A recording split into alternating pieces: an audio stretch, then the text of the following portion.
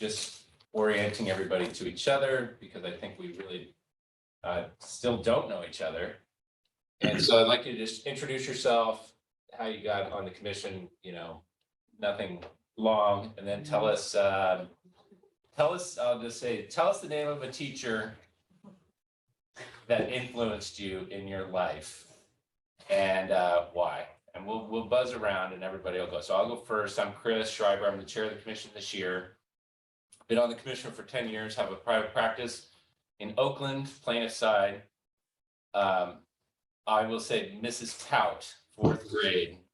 She taught me cursive writing. We'll go this way. Okay. Hi, everyone. I'm Elizabeth Hom. I'm a program director. I'm in the Office of Access and Inclusion. I would say Mrs. Cavalia, 4th and 5th grade. I was in one of those dual classes. I think she really got me to like step up, right? To not just be, you know, to help the 4th graders when I was in 5th grade and you know, taught me that I could do that. So I still have that with me today.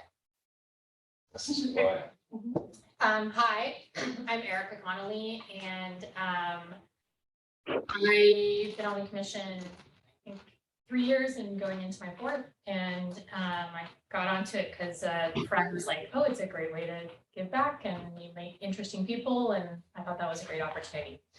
And a teacher who inspired me or influenced me, I'm meeting with law school, which is like really lame, but I took a crime and punishment seminar and learned a lot about sort of from this professor about you know, how punishment, you know, can and should and may be inappropriately applied in our society, and that's been really influential. Hi, Tammy Mahoney. I've been with the commission for, gosh, just over a year now. Came about, I guess, through a referral through Jeff and a mutual colleague, and Bonachet is how I got here, and love it, and definitely getting involved. Teacher, it's funny. So right away, a name came to me, and it was from 3rd grade, Miss Simone, which is ironic. That's my boss's name. And I don't even remember why, but I still just remember her. I think of her at Christmas. I saw the ornament she gave me. So I just know that she had an influence, but I can't pinpoint why. But right away, she came to me. So that's all I got. Good enough. My name is Jeff Ball. I am the president and CEO of the Orange County Business Council. This is actually my 2nd stint on the commission. I chaired, I don't know, several years ago. I think it was right as you were coming on. For some reason, they asked me to come back. So here I am. And the teacher that always comes to mind for me was our band director in high school. His name was Chris Palace. And just the passion that he had, was just very determined, very passionate man who really taught a lot about teamwork and was, you know, if someone wasn't carrying their weight, he'd call them out in front of everybody. And it was, it had a real impact on me. So I'll go with that. Hi, I'm Shannon, program coordinator with the office, and I've been working, supporting the commission meetings for about 6 months. I had a similar situation as Tammy. A name popped up, Miss Stone, 3rd grade. I don't know why either, so. Hi, my name is Dennis Yee. I'm a senior program analyst, and I started 2.5 months ago. And also, a name popped up with no reason. It was Miss Kusuma from 3rd grade. 3rd grade. Yeah. I'm Selena Copeland. I'm not a commissioner. I am a liaison from Legal Aid Association California. And I've been coming to commission meetings for over a decade, so I've seen a lot of different chairs. And the name that comes to mind is my yearbook teacher in high school. I took yearbook for 3 years, Miss Harris. Although none of us called her Miss Harris, she was just Harris. And she was a safe place where people always went whenever we did not want to be with the rest of the students. My name is Corey Friedman, and I'm actually not on the commission any longer.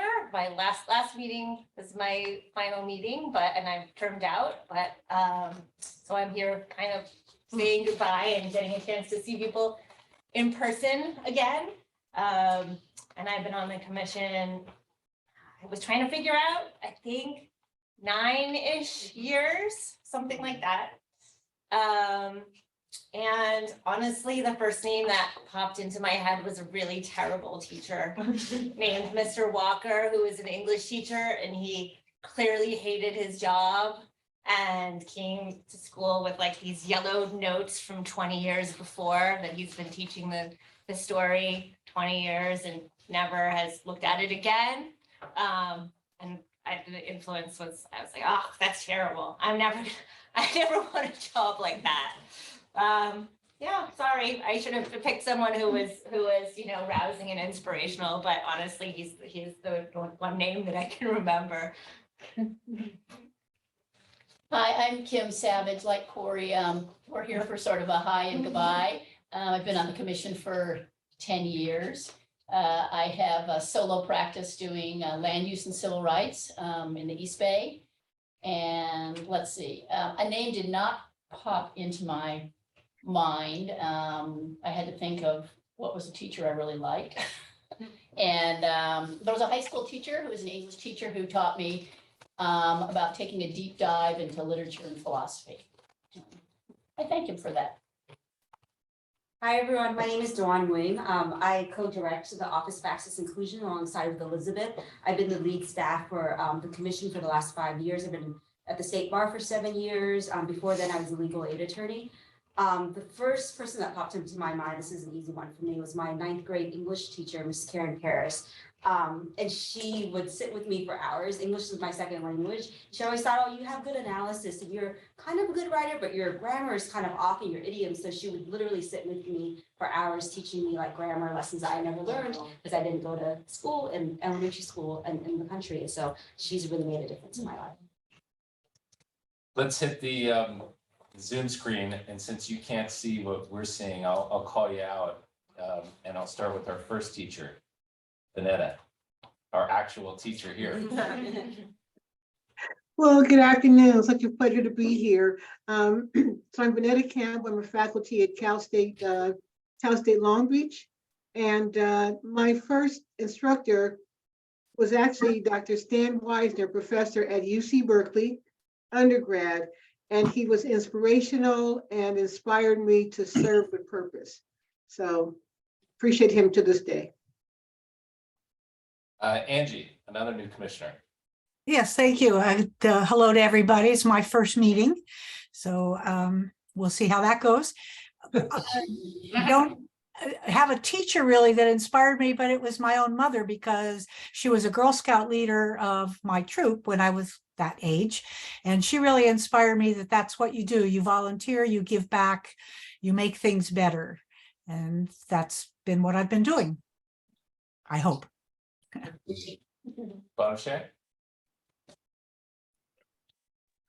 Hello, everyone. My name is Banafsheh Achlari, and I've been with the commission for 12 years.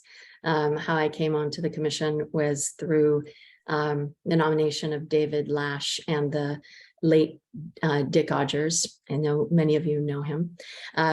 Okay, so I think it was 4th or 5th grade, and it's Mr. Vanderbosch. Like many have said, the first face and name that came to mind. He was my Spanish teacher, and he was also the tennis coach. And so what he really instilled in me, particularly, Achlari, first on the roster, no one can say the name, Banafsheh Achlari, both of them are pretty bad. And so he instilled in me to speak up and own my power. And whether we were on the tennis court or in Spanish class, he really, that was the lasting effect. So Mr. Vanderbosch, it's happy to be here and welcome to all of our new commission members. Eric? Hi, Eric Iskin. I've been on the commission for 7 years. I'm retired assistant general counsel from Southern California Edison Company. I was a co-chair of the commission a couple of years ago with Banafsheh. Banafsheh, great to see you today. Teacher, Mrs. Tracy, my 3rd grade teacher, who I was completely in love with and was sure she was going to marry me. She had a piano in the room, and she taught us the song Winter Wonderland, which to this day brings tears to my eyes when I think about it.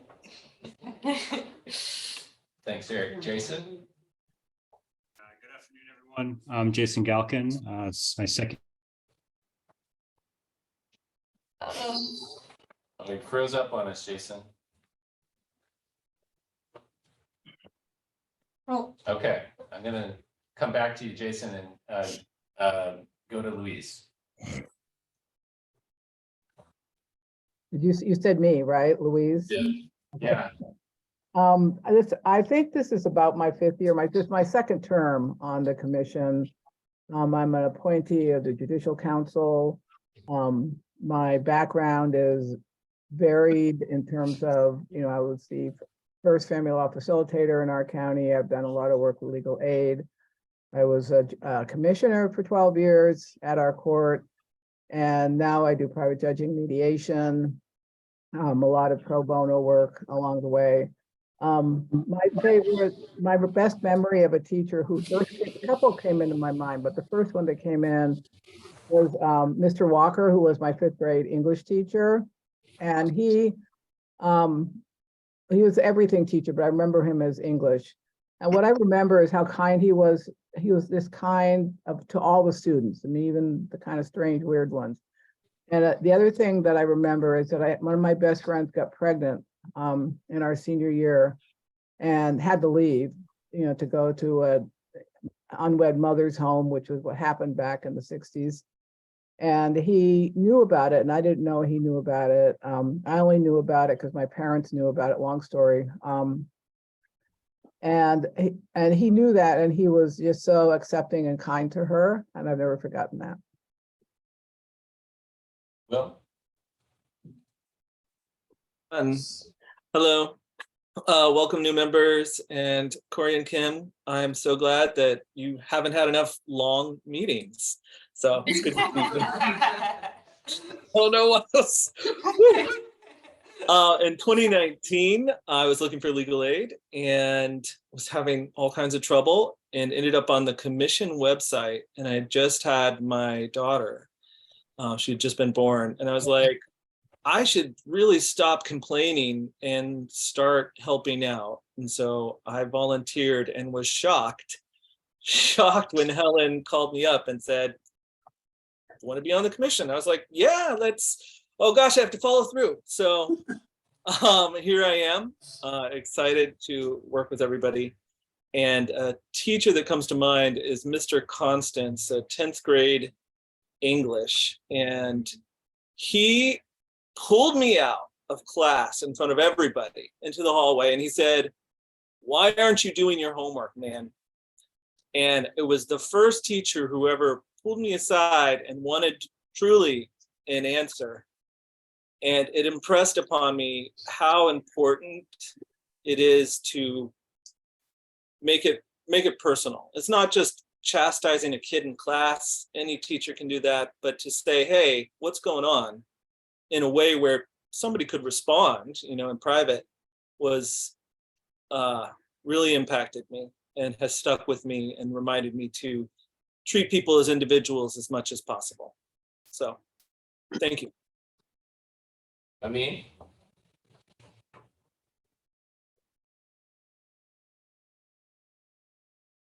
Hi, everybody. I'm Amin Al-Saraf. I've been on the commission, I guess, as long as Eric has. Has it been 7 years? Wow. Yeah. And I came in through a referral through Rich Reines, and I think Rich is in LA. I'm not in person today, but look forward to seeing everybody in person at some point soon. I'm an attorney, a litigator in LA at a law firm called Lock Lord. I have a few teachers have come to mind. I had a teacher in high school who taught Shakespeare in he would jump on tables and act it out for us, which is very memorable. But the one person that I will say, I just learned that he's retiring. He's a college professor. I went to school for international affairs, and he was a former ambassador who had this very storied career in the foreign service. He was ambassador to 3 countries, and very, like one of those sorts of, those people that you think are amazing, like especially as a college student, like this is an icon kind of person. But he came back to teach after he retired. And he was a human being. He was a very nice person, a very down-to-earth person. And it sort of taught me, and I think a lot of us, the idea that it doesn't matter sort of where you are, what you're doing, you're a human being at the end of it. And you treat other people as human beings, and you kind of march along life in that way. And, you know, don't ever lose sight of that. So that was meaningful. Judge Yang. Hello, everyone. It's my first official meeting. I'm an appointee of the Judicial Council. The name that popped up in my mind was Miss Abernathy, and she was my ESL teacher, I believe, in the 2nd and 3rd grade. I think a lot of people would find it surprising when I say I was a very quiet child. And I think part of the reason was because English wasn't my first language. Miss Abernathy created a really safe space for folks like me and other, students who were learning English. And after her, all the teachers wrote in my report card, great kid, but he cannot stop talking. So I sort of credit her and blame her with that. Joseph. I guess that's me. Well, first of all, Bryant, welcome. It's good to see you. Brian and I seem to keep running into each other at various online and other sessions. So I'm Joe Lee. I'm a partner with the Munger Tolles firm. I do commercial litigation, a lot of labor and employment. And the teacher, actually professor I would mention, is a guy named Charles Lynn Batten at UCLA. He was an English lit professor, and we became friends as when I was an undergrad, and we're still friends today. And in my senior year, I was debating between law school and going on to get a graduate degree in English literature. This was in 1979. I asked his advice, and he said, Joseph, there are only two kinds of people studying English literature on the graduate level today: those who are independently wealthy and those who are certifiably insane. He said, you are neither. Go to law school. I'm pretty sure that's a word for word quote. So I listened to him, and here we are today. So I take him out to lunch every now and then to repay him for this sound advice. Thanks, Joe. Brady? Hey everyone, my name is Brady Dewar. I'm an assistant general counsel in the State Bar's Office of General Counsel, and I provide legal assistance and advice to the Commission and OAI staff.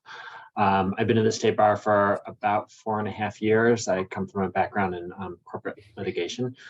And so many teachers. The one that popped into my head though first was Barbara Ann Ferreira, who was my freshman year. I took speech as an elective, and then she corralled me into joining the mock trial team. So that might have had some influence on why I ended up where I did. Judge Seligman? Yeah, hi. I'm a judge in Oakland in Alameda Superior Court. I've been on the commission for many years. I have frankly no idea how many it's been. It seems like not quite forever, but a long time. I've enjoyed it. I'm reminded of my 10th grade. I don't remember if they call it social studies or history back then, Sid Bogenreef. And she taught me something which carried me through into law, which is when you write your paper, you have to support every fact with evidence. And that stuck with me all these years. And I've actually, last year, I tried to find out whatever happened to her. And I couldn't find her on Facebook, which means absolutely nothing. But I was very grateful. She was a great teacher. Judge Rodriguez? Hi, my name is Victor Rodriguez. I sit on the First District Court of Appeal appointed by the Judicial Council. I think the teacher that came to mind was when I had my senior year of high school, Gus Tavis, who taught a theory of knowledge class that kind of interwove the impacts of math and science and argumentation and social justice and kind of the ways that you can use rhetoric and argument to kind of change the world. And that had a pretty lasting impact as I went into undergrad and law school. Jason, you're back. Give it another shot. I am back. I'll start from the beginning. I'm Jason Galkin. I'm a court exec in Nevada County. I've been court exec for just shy of 7 years now.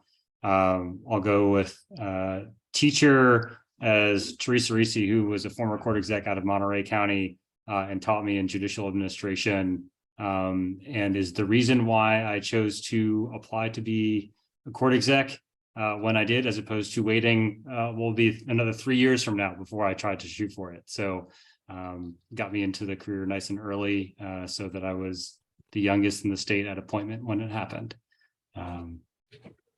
So thanks. Heavy influence. Thanks. All right, we've got no photos on the screen, but I'm going to call out your name. Melanie, you're up first. Only a few more. Hello, my name is Melanie Snyder, and I am a supervising attorney with the Judicial Council's Center for Families, Children, and the Courts. And previous to having this position, I was actually a commissioner on the Legal Services Trust Fund Commission for many years. So it's lovely to be able to transition and move over to this position and still work with everybody. And as far as a teacher, I'm gonna go to a law school professor, Corey Brown, who really lit the fire in me about doing work in public policy. And so that was really influential for me. Michael? Oh, Mike, maybe we should go to the LA Yeah. because he's in LA. He's in LA. Oh, they are up there. LA. There you go. Sorry about that. Why don't you spin around that table there? Hi, my name is Michael Chong. I'm a program analyst with the State Bar. Been here 2 months, 2.5 months. And a teacher that comes to mind would be Miss G. She was my 6th grade teacher, and she had this way of like bringing any subject to life. Like we mummified a chicken in class, and we had like Olympic games, and we all wore togas, and just kind of really brought, a different spin to education. Hi, my name is Colleen Cito. I am a program analyst with the State Bar since January of this year. And a teacher that comes to mind would be my 4th grade teacher. Her name is Mrs. Inafuku. She made it a lot of fun to learn, and she stood out in my mind because we kept in touch even after I finished college and into my adulthood. So she was very influential. My name is Cliff Klein, retired judge, now in mediation. The most relevant experience as a judge. Well, I was in criminal for many years, then mental health, which overlaps in the homeless, and then probate, which deals with a lot of guardianships and conservatorships. Before that, I was a prosecutor for 25 years. I want to start with a shout out. Eric Iskin, you and I were in the Brandeis Bardeen organization about 30 years ago, weren't you?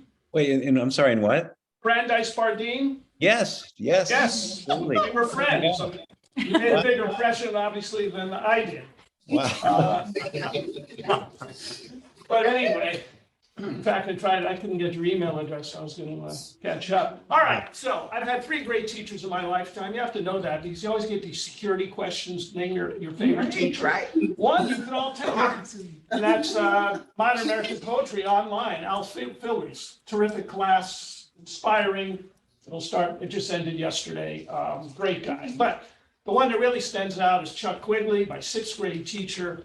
What better testament? I reconnected with him a few years ago. He turned 90, and 7 or 8 of his former classmates flew out, or students from various places on the West Coast, to take him out to lunch. That tells you how beloved he was. He didn't stay teaching that long. He actually went into education on constitutional rights, civics education, became actually a prominent national leader. in that area. Someone asked me when you met him, I don't want this to come out as pompous, was he impressed that his former student was a judge? I said, no, he used to hang around with the Chief Justice of the United States, a Superior Court judge, that was nothing. But anyway, he was a terrific guy. He died about a year ago. And all his students, I think, would say Chuck Quigley. Jim Meeker, I'm a professor emeriti at the University of California, Irvine. I was asked, I think I'm in my second term on the commission. I was asked to join by Stephanie Choi, who I met through my work on the Access to Justice Commission, because she wanted me to help on the infamous Reboot Committee, which is no longer in existence. My most important teacher, I guess, was my dissertation advisor, Liz Cartwright, who taught me the importance of knowing very intimately the data you're analyzing, in particular the assumptions of the metrics being used and how that can interact with the statistical analysis that you're doing.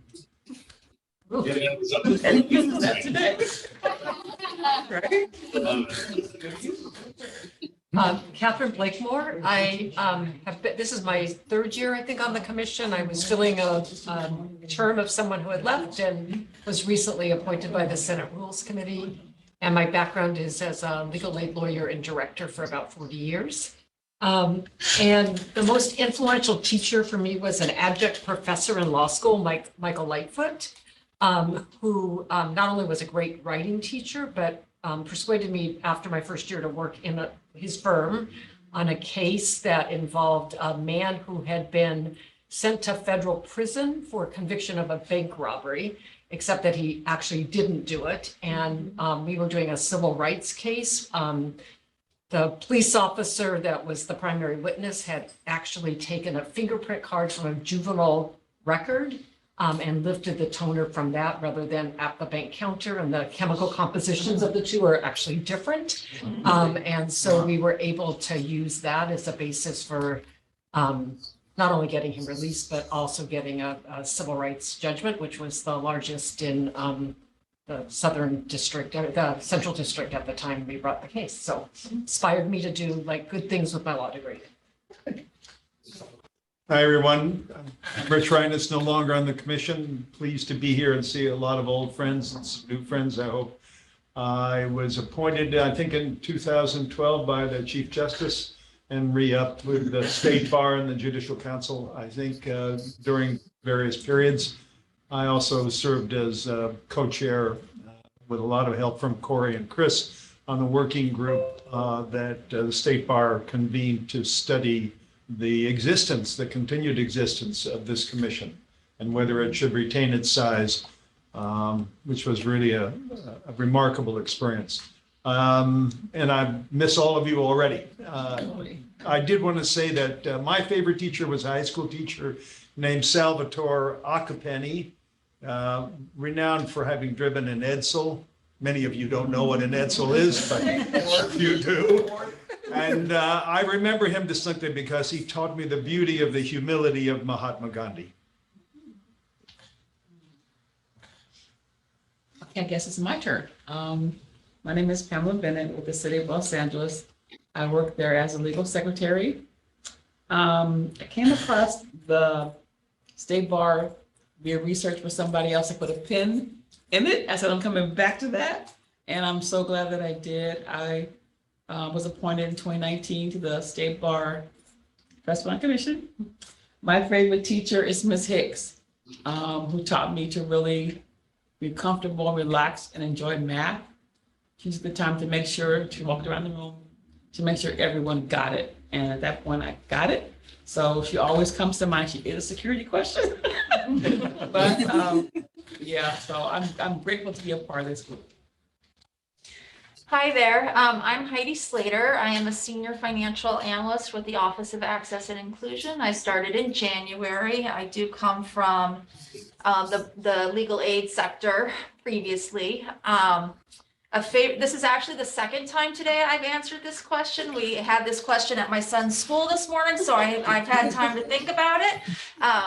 But my favorite teacher was also a UCLA Lit professor named Professor Little, and he really challenged me around sort of some identity issues I was having at the time and helped me because I used to define myself in negation, and he was the first person who said, you can't do that. You have to define yourself by who you are, not who you aren't. And so it was a really watershed moment in my life and helped with my sort of self-acceptance and my self presentation, if you will. So there. Hi, everyone. I'm Michael Chang. I'm a program supervisor with the Office of Access and Inclusion. I've been with the State Bar for almost 2 years now. I joined last February. My favorite teacher, or a teacher that sort of popped to mind when the question was asked, was a high school teacher I had. I think he was our history teacher. I might have had him in the 11th grade, and he really taught me sort of the value of sort of self-reflection. I thought that was something lasting from the lessons that he taught in history. But that's pretty much it. Thank you. Anybody left? Oh, Raul and Laura. So Laura, you're on deck. Raul.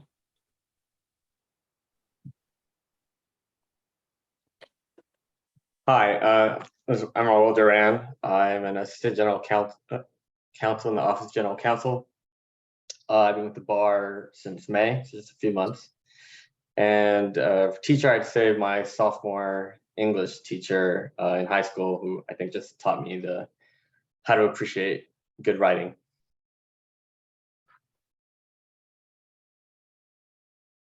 All right.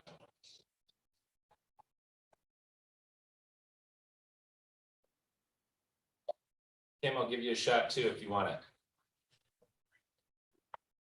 I thought I was going to get away with not being on camera. So I'm Kim Wormsley. I've been with the bar for 22 years and help out with all the meetings. I guess I have two teachers that influenced me. They were both my teachers from the 4th to the 6th grade, Andrea Denver and Rhea Irvine. They both convinced the school board in Berkeley to let them, if they both worked for the salary of one teacher's pay, with the condition that they got to pick the students in their class and teach the class the way they wanted to, which meant we didn't use textbooks. We used to have to walk from our school up to Cody's bookstore every week, pick out a book to read, to do a book report on. But the fun part about that class was we would spend the last week of school every year backpacking, camping somewhere. And it was also classroom outside.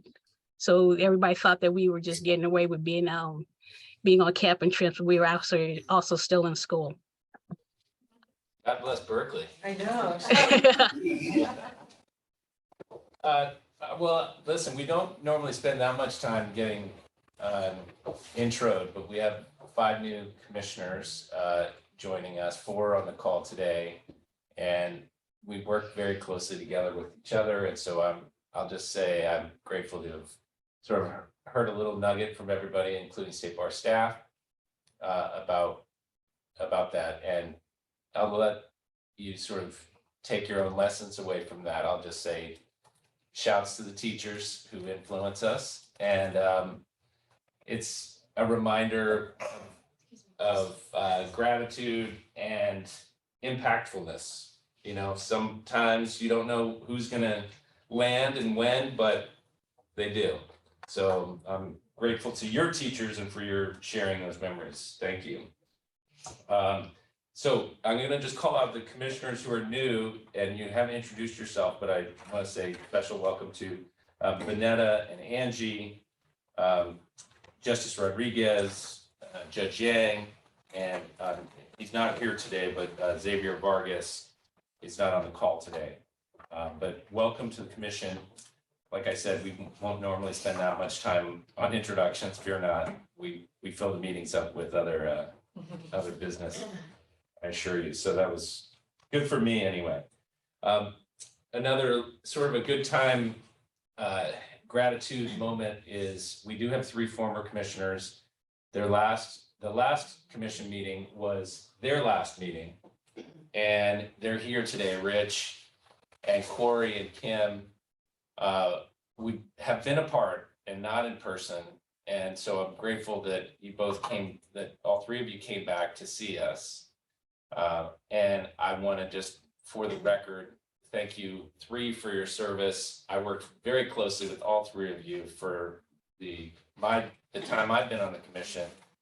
I consider that truly a privilege, and really feel it was an object lesson for me that people with different backgrounds add so much. So often I think we sit back and let other people, when we sit back and let other people talk, we find all the things that we don't know. And I really have experienced that with so many of the commissioners, including you three. I'm really grateful for that. I hope our paths don't diverge permanently here with you off of the commission. I suspect they will not, and I'm hopeful anyway, and grateful for that. So I don't know if anybody else would like to say anything, but I appreciate you coming back, and we did sort of provide a certification, or certificate, I should say. You were not certified. Maybe you were certifiable to be on the commission for as long as you were, but you got a certificate the last time, so I don't have anything to present you, but I do want to just express our gratitude to all the staff and your current and former commissioners. And I'd like to just also jump in there, because all three of them, those of us who are around for a long time, this commission has gone through some bumpy times and some challenging times, and we survived. I feel like Gloria Gaynor, I shall survive. And a large part of it is because of your efforts supporting the commission over the years. And so it's been a pleasure working with you, and I'm going to sure miss you. Thanks. Thank you. I'd like to jump in as well. When I found out that Kim, and then I see Corey there and Rich, I really wish that I was with you. I'm elsewhere personally. What has already been said echoed, but listen, you three have demonstrated selflessness. You three, I know personally, have been on calls at various hours, trying to figure out how is it that we can move the work of this commission forward, the betterment of it for the community and the programs, the staff,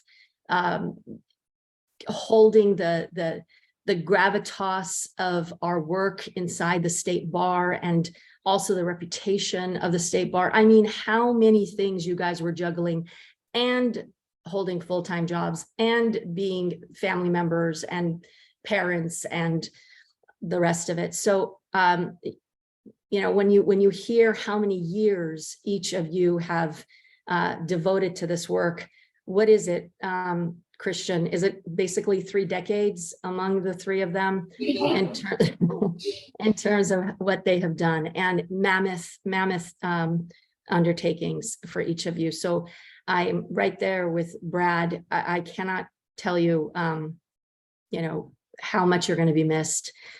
This isn't to make the new commission members feel bad in terms of taking on these 3 empty seats, but these seats will never be empty given the legacy that you guys have left behind. So indebted to all of your work. Thank you. And I just want to quickly, on behalf of the staff, thank you all to Corey and Rich and Kim were former co-chairs, and I echo what Bonachet said.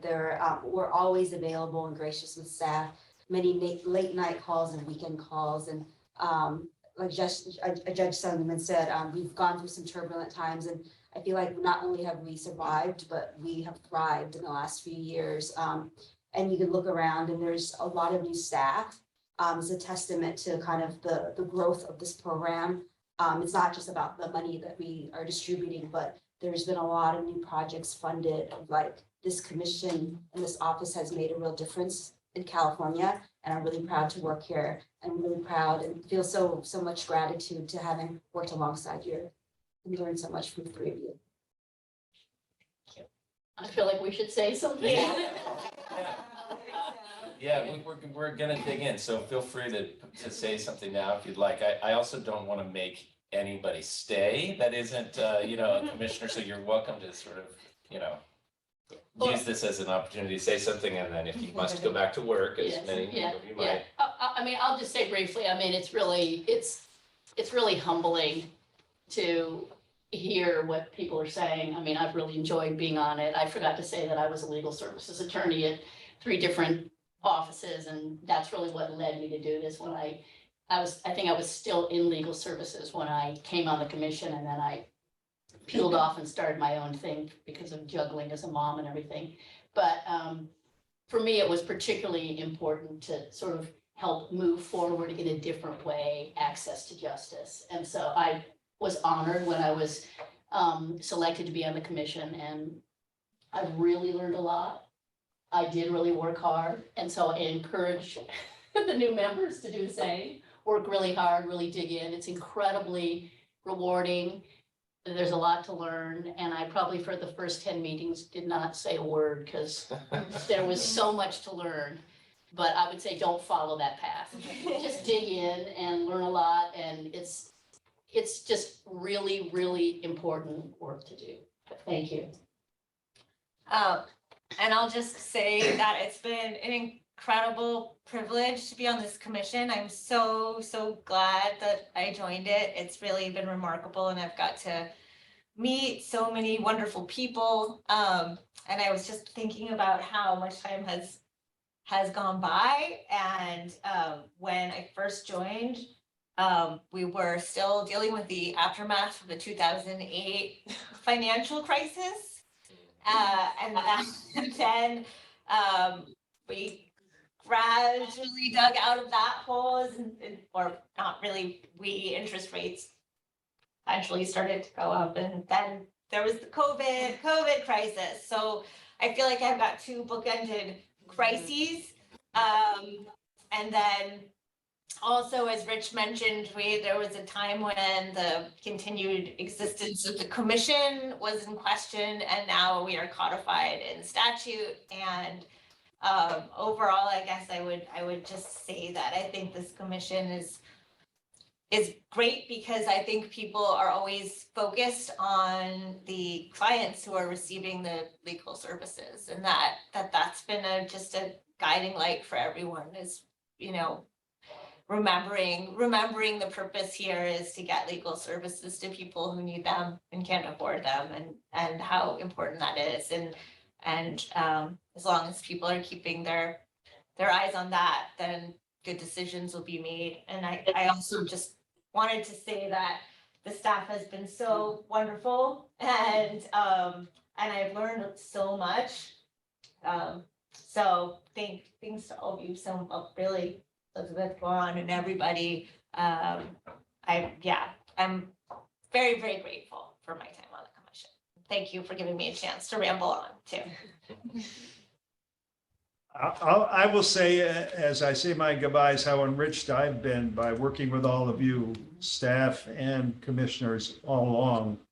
I was asked during the working group what keeps me up at night, and I used to fear, I guess I can sleep at night now, but I used to fear waking up in the morning and seeing a headline about funds that we'd granted going in the wrong direction. And it made me really nervous. And it left me with the impression that what I liked doing and what I learned to do as a commissioner was to find the vulnerabilities in what we do, and to be, in a healthy way, skeptical, so that I would always question and ask myself, are we doing the right thing? And if you maintain that healthy skepticism, you'll perform as a commissioner. And it involves learning. It takes a long time to figure out what we do, how we do it. It's easy to understand why we do it. I came out of LAFA and the same shop that Joseph is in. My first job at Munger Tolles was forming MALDEF. This sort of comes naturally, but I would say you're all doing wonderful work. You'll realize as you accomplish it every day and wake up and not see those headlines. It's the crisis averted, Rich, that you don't get credit for. Yeah. All right. Well, thank you very much. I recognize you may want to get back to work, so don't feel like you have to linger. Hope to see you soon. And thank you all three.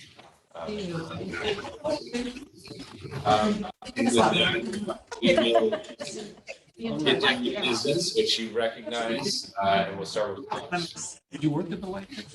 I did work at Lafayette. The White House might look a little different. Oh, Agnes Botham and Talcott is what it was called when I worked there in 1977, I probably. had some cases with them.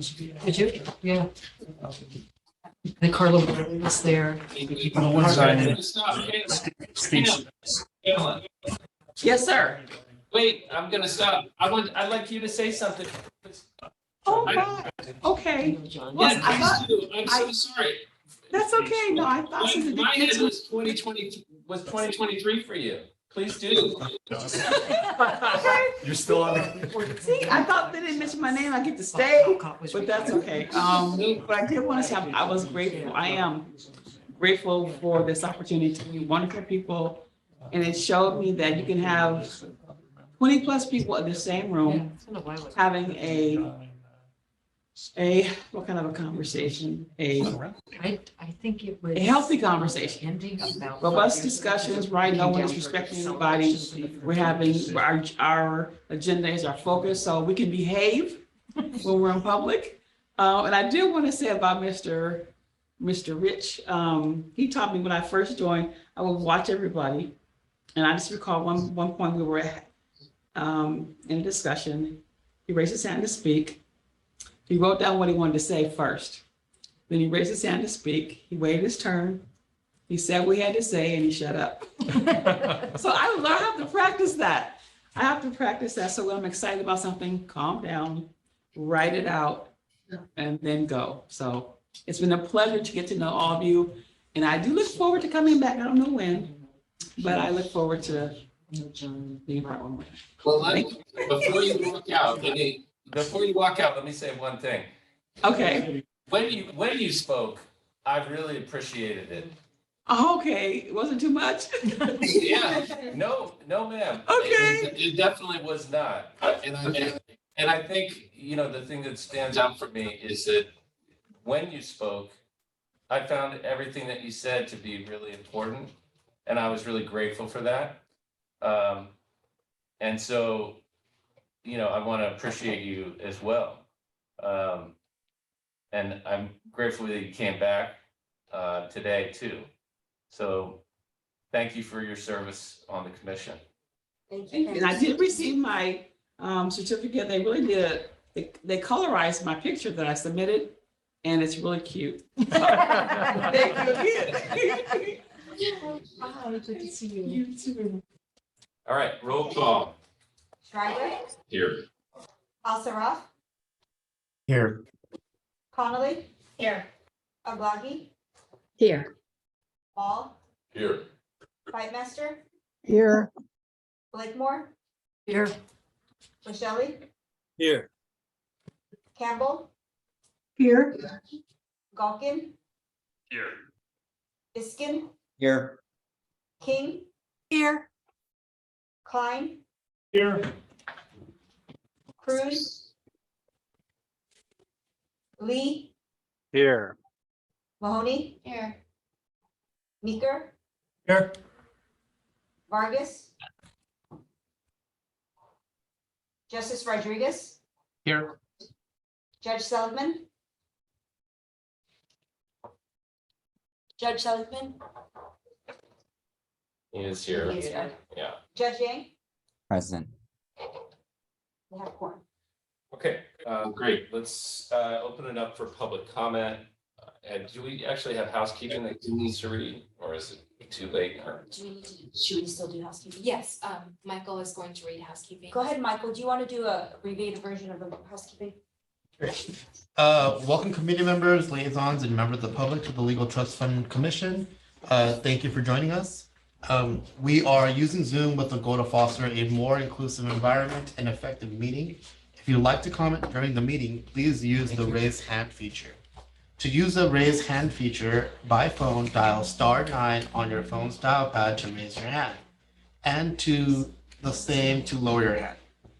Please utilize this tool to virtually indicate that you would like to speak in order to help the chair facilitate the discussion. This meeting will be recorded and be posted to the State Bar website. A friendly reminder that this is a video conference and to please be aware of your surroundings behind you. Zoom captioning is available. To enable, select live transcript at the bottom of your Zoom screen and then select enable auto transcription. Some troubleshooting tips. For those using Zoom on a computer, when on mute, holding down the space bar will temporarily unmute. If you use your phone to dial into this meeting, please be sure your computer's microphone is on mute to avoid audio feedback issues. Also, while joining audio via computer is highly recommended, if an individual loses audio, they can call in separately using the Zoom conference number. Thanks. Is there any member of the public that would like to speak now? There may be an opportunity to speak later. There are no hands raised. Okay. Okay.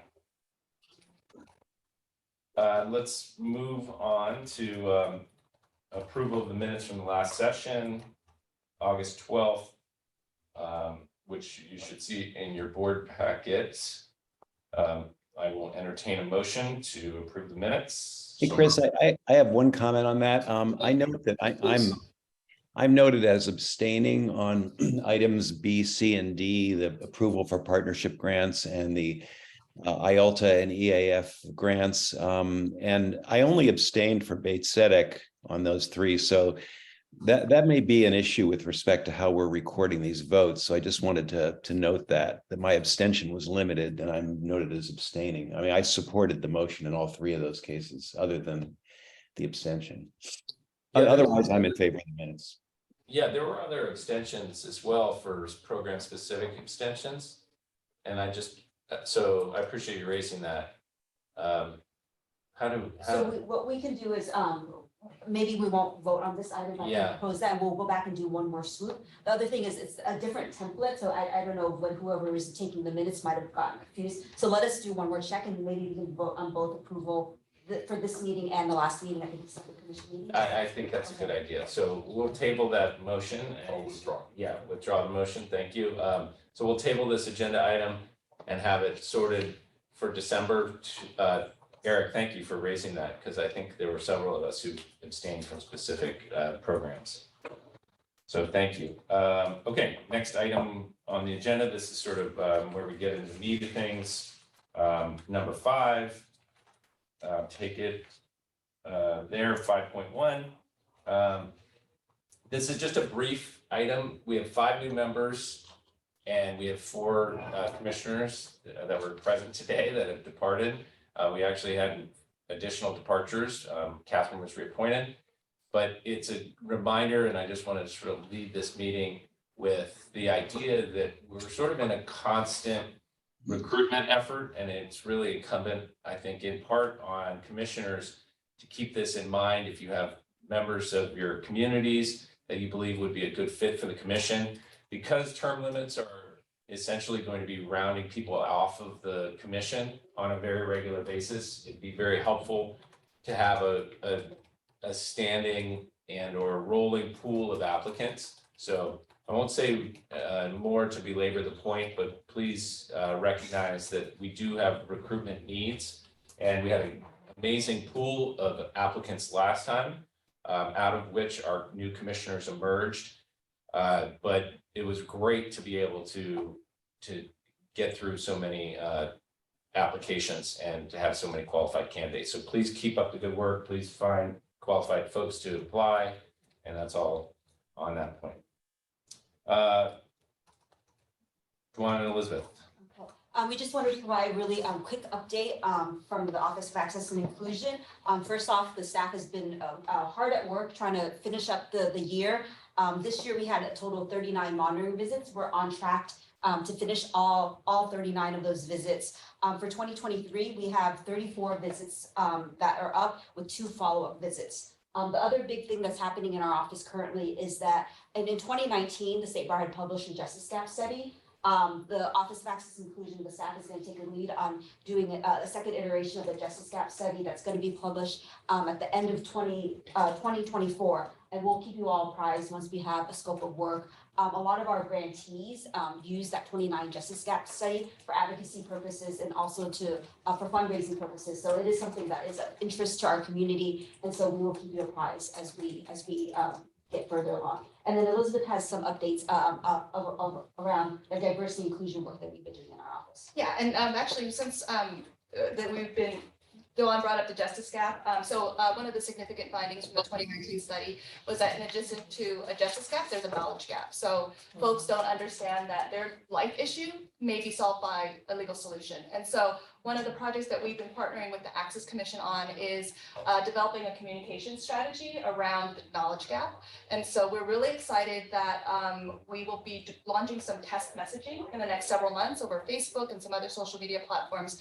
to see what might be the right kind of messaging and tools to use to try to address the knowledge gap. So we will keep you updated on that.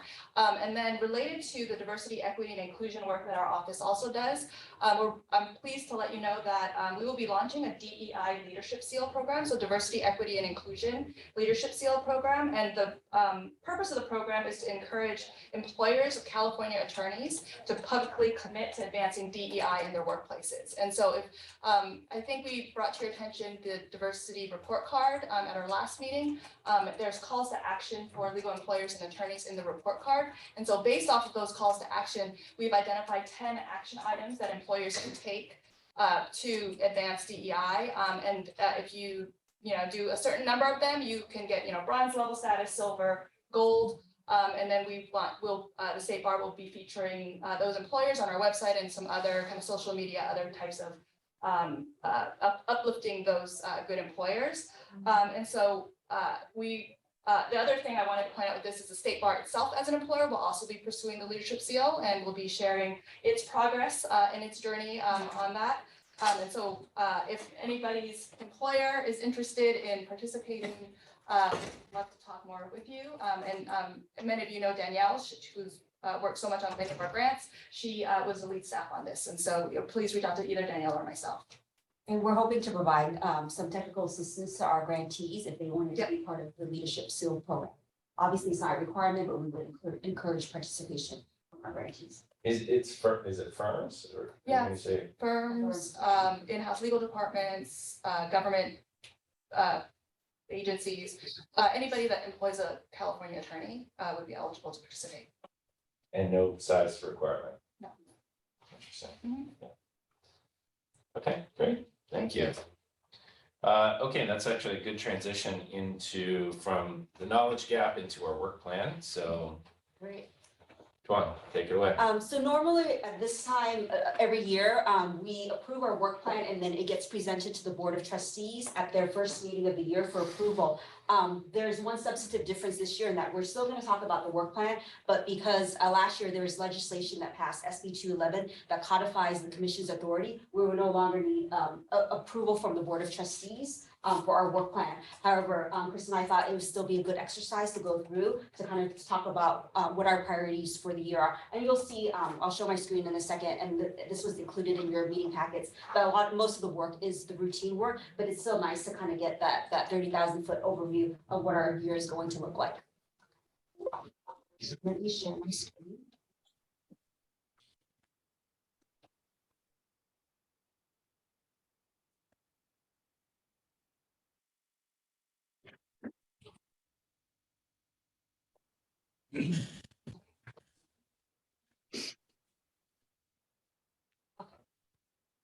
So the first page is just really the charge of the commission and the composition. Nothing on the first page has been modified, and really the crux of the commission is to administer all the revenue that comes through the commission, through the State Bar for legal aid funding, to determine eligibility, to provide monitoring, evaluations, and compliance, to determine whether a grantee should be denied or terminate funding, and to figure out the IOLTA distribution every year. So this is kind of the crux of what you all's mission statement is, and nothing here has been modified from past years. And please do stop me if there's a question or comment.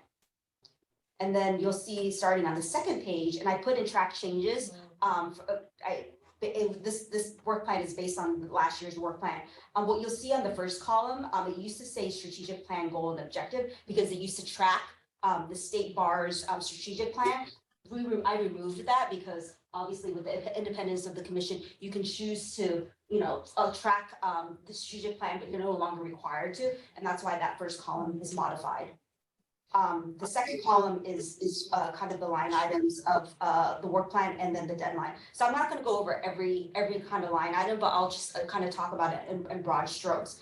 So on this first page here, a lot of this is our core business. For instance, the reviewing and approving IOLTA EF grants every year, reviewing budget modifications, and then also all the related kind of work with our discretionary grants, including partnership grants, homelessness prevention. That's kind of all existing funding. You'll see that we added a few line items because there was a new distribution of homelessness for funding that we're actually having a meeting in December to approve that. That's the fourth tranche of that funding. We also added some requirements in terms of the BAIT grant is also an existing committee. They're not releasing an RFP this year, but they're going to work towards an RFP for next year. And that last iteration of the BAIT grant will be launched for 2024. The one thing I do want to bring your attention to are this line item about care court and consumer debt and lawsuit, because these are our new streams of funding that you're going to hear more about later on in the meeting. The care court implementation, there was a line item in the state budget this year that provides some funding for the Trust Fund Commission. Again, there will be a presentation very soon in the next couple agenda items about that. We added that to the work plan. Consumer debt is also a new stream of funding for this year's a budget added $15 million for consumer debt, so that has been added. And the other new stream of funding is the Law Student Summer Fellowship, which you'll hear more about from Elizabeth later on this year. So that again, the middle column describes what it is, and then the next two column is the deadlines for that. So I'll just pause there to see if there are any questions about kind of the core work.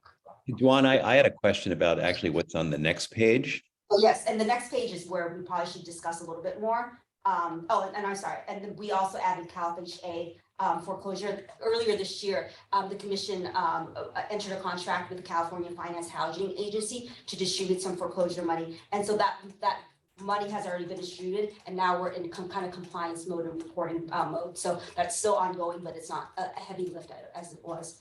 And if we can jump to the and maybe this is, I'm getting ahead of you, but are you going to ask about the strike through for? No, I was actually going to focus on this big thing on evaluation of data. Yes. Which seems very important to me. And I just wanted to get more detail about who's taking point on that and what's going to happen. And, is there a commissioner involved? And, maybe you could elaborate on that one. Yeah, of course. So our reporting requirements have grown over the last several years, and a lot of that is due to kind of the source of funding. During the pandemic, we received a large kind of distribution from the state legislature that was federal money that was directed to the state of California, then got funneled to the commission. Some of that was for homelessness prevention, and with federal funding, a lot of it came with a lot of heavy reporting requirements. So we've already had kind of an existing infrastructure reporting requirements that was developed several years ago, about 6 or 7 years ago. What Professor Meeker had mentioned earlier, that he was on the Rubric committee. That committee was formed 7, 8 years ago to kind of look at like what we would be tracking, and we moved away from collecting what we call kind of widgets, right? How many cases closed, to really collecting kind of outcomes and trying to really tell the impact of what legal aid, the difference that they were making in the communities and where their clients. So that kind of infrastructure, the reporting requirements, has been built out. What's been added to that is additional federal reporting requirements that's layered onto that. So there's kind of heavier data, the frequency has gone up.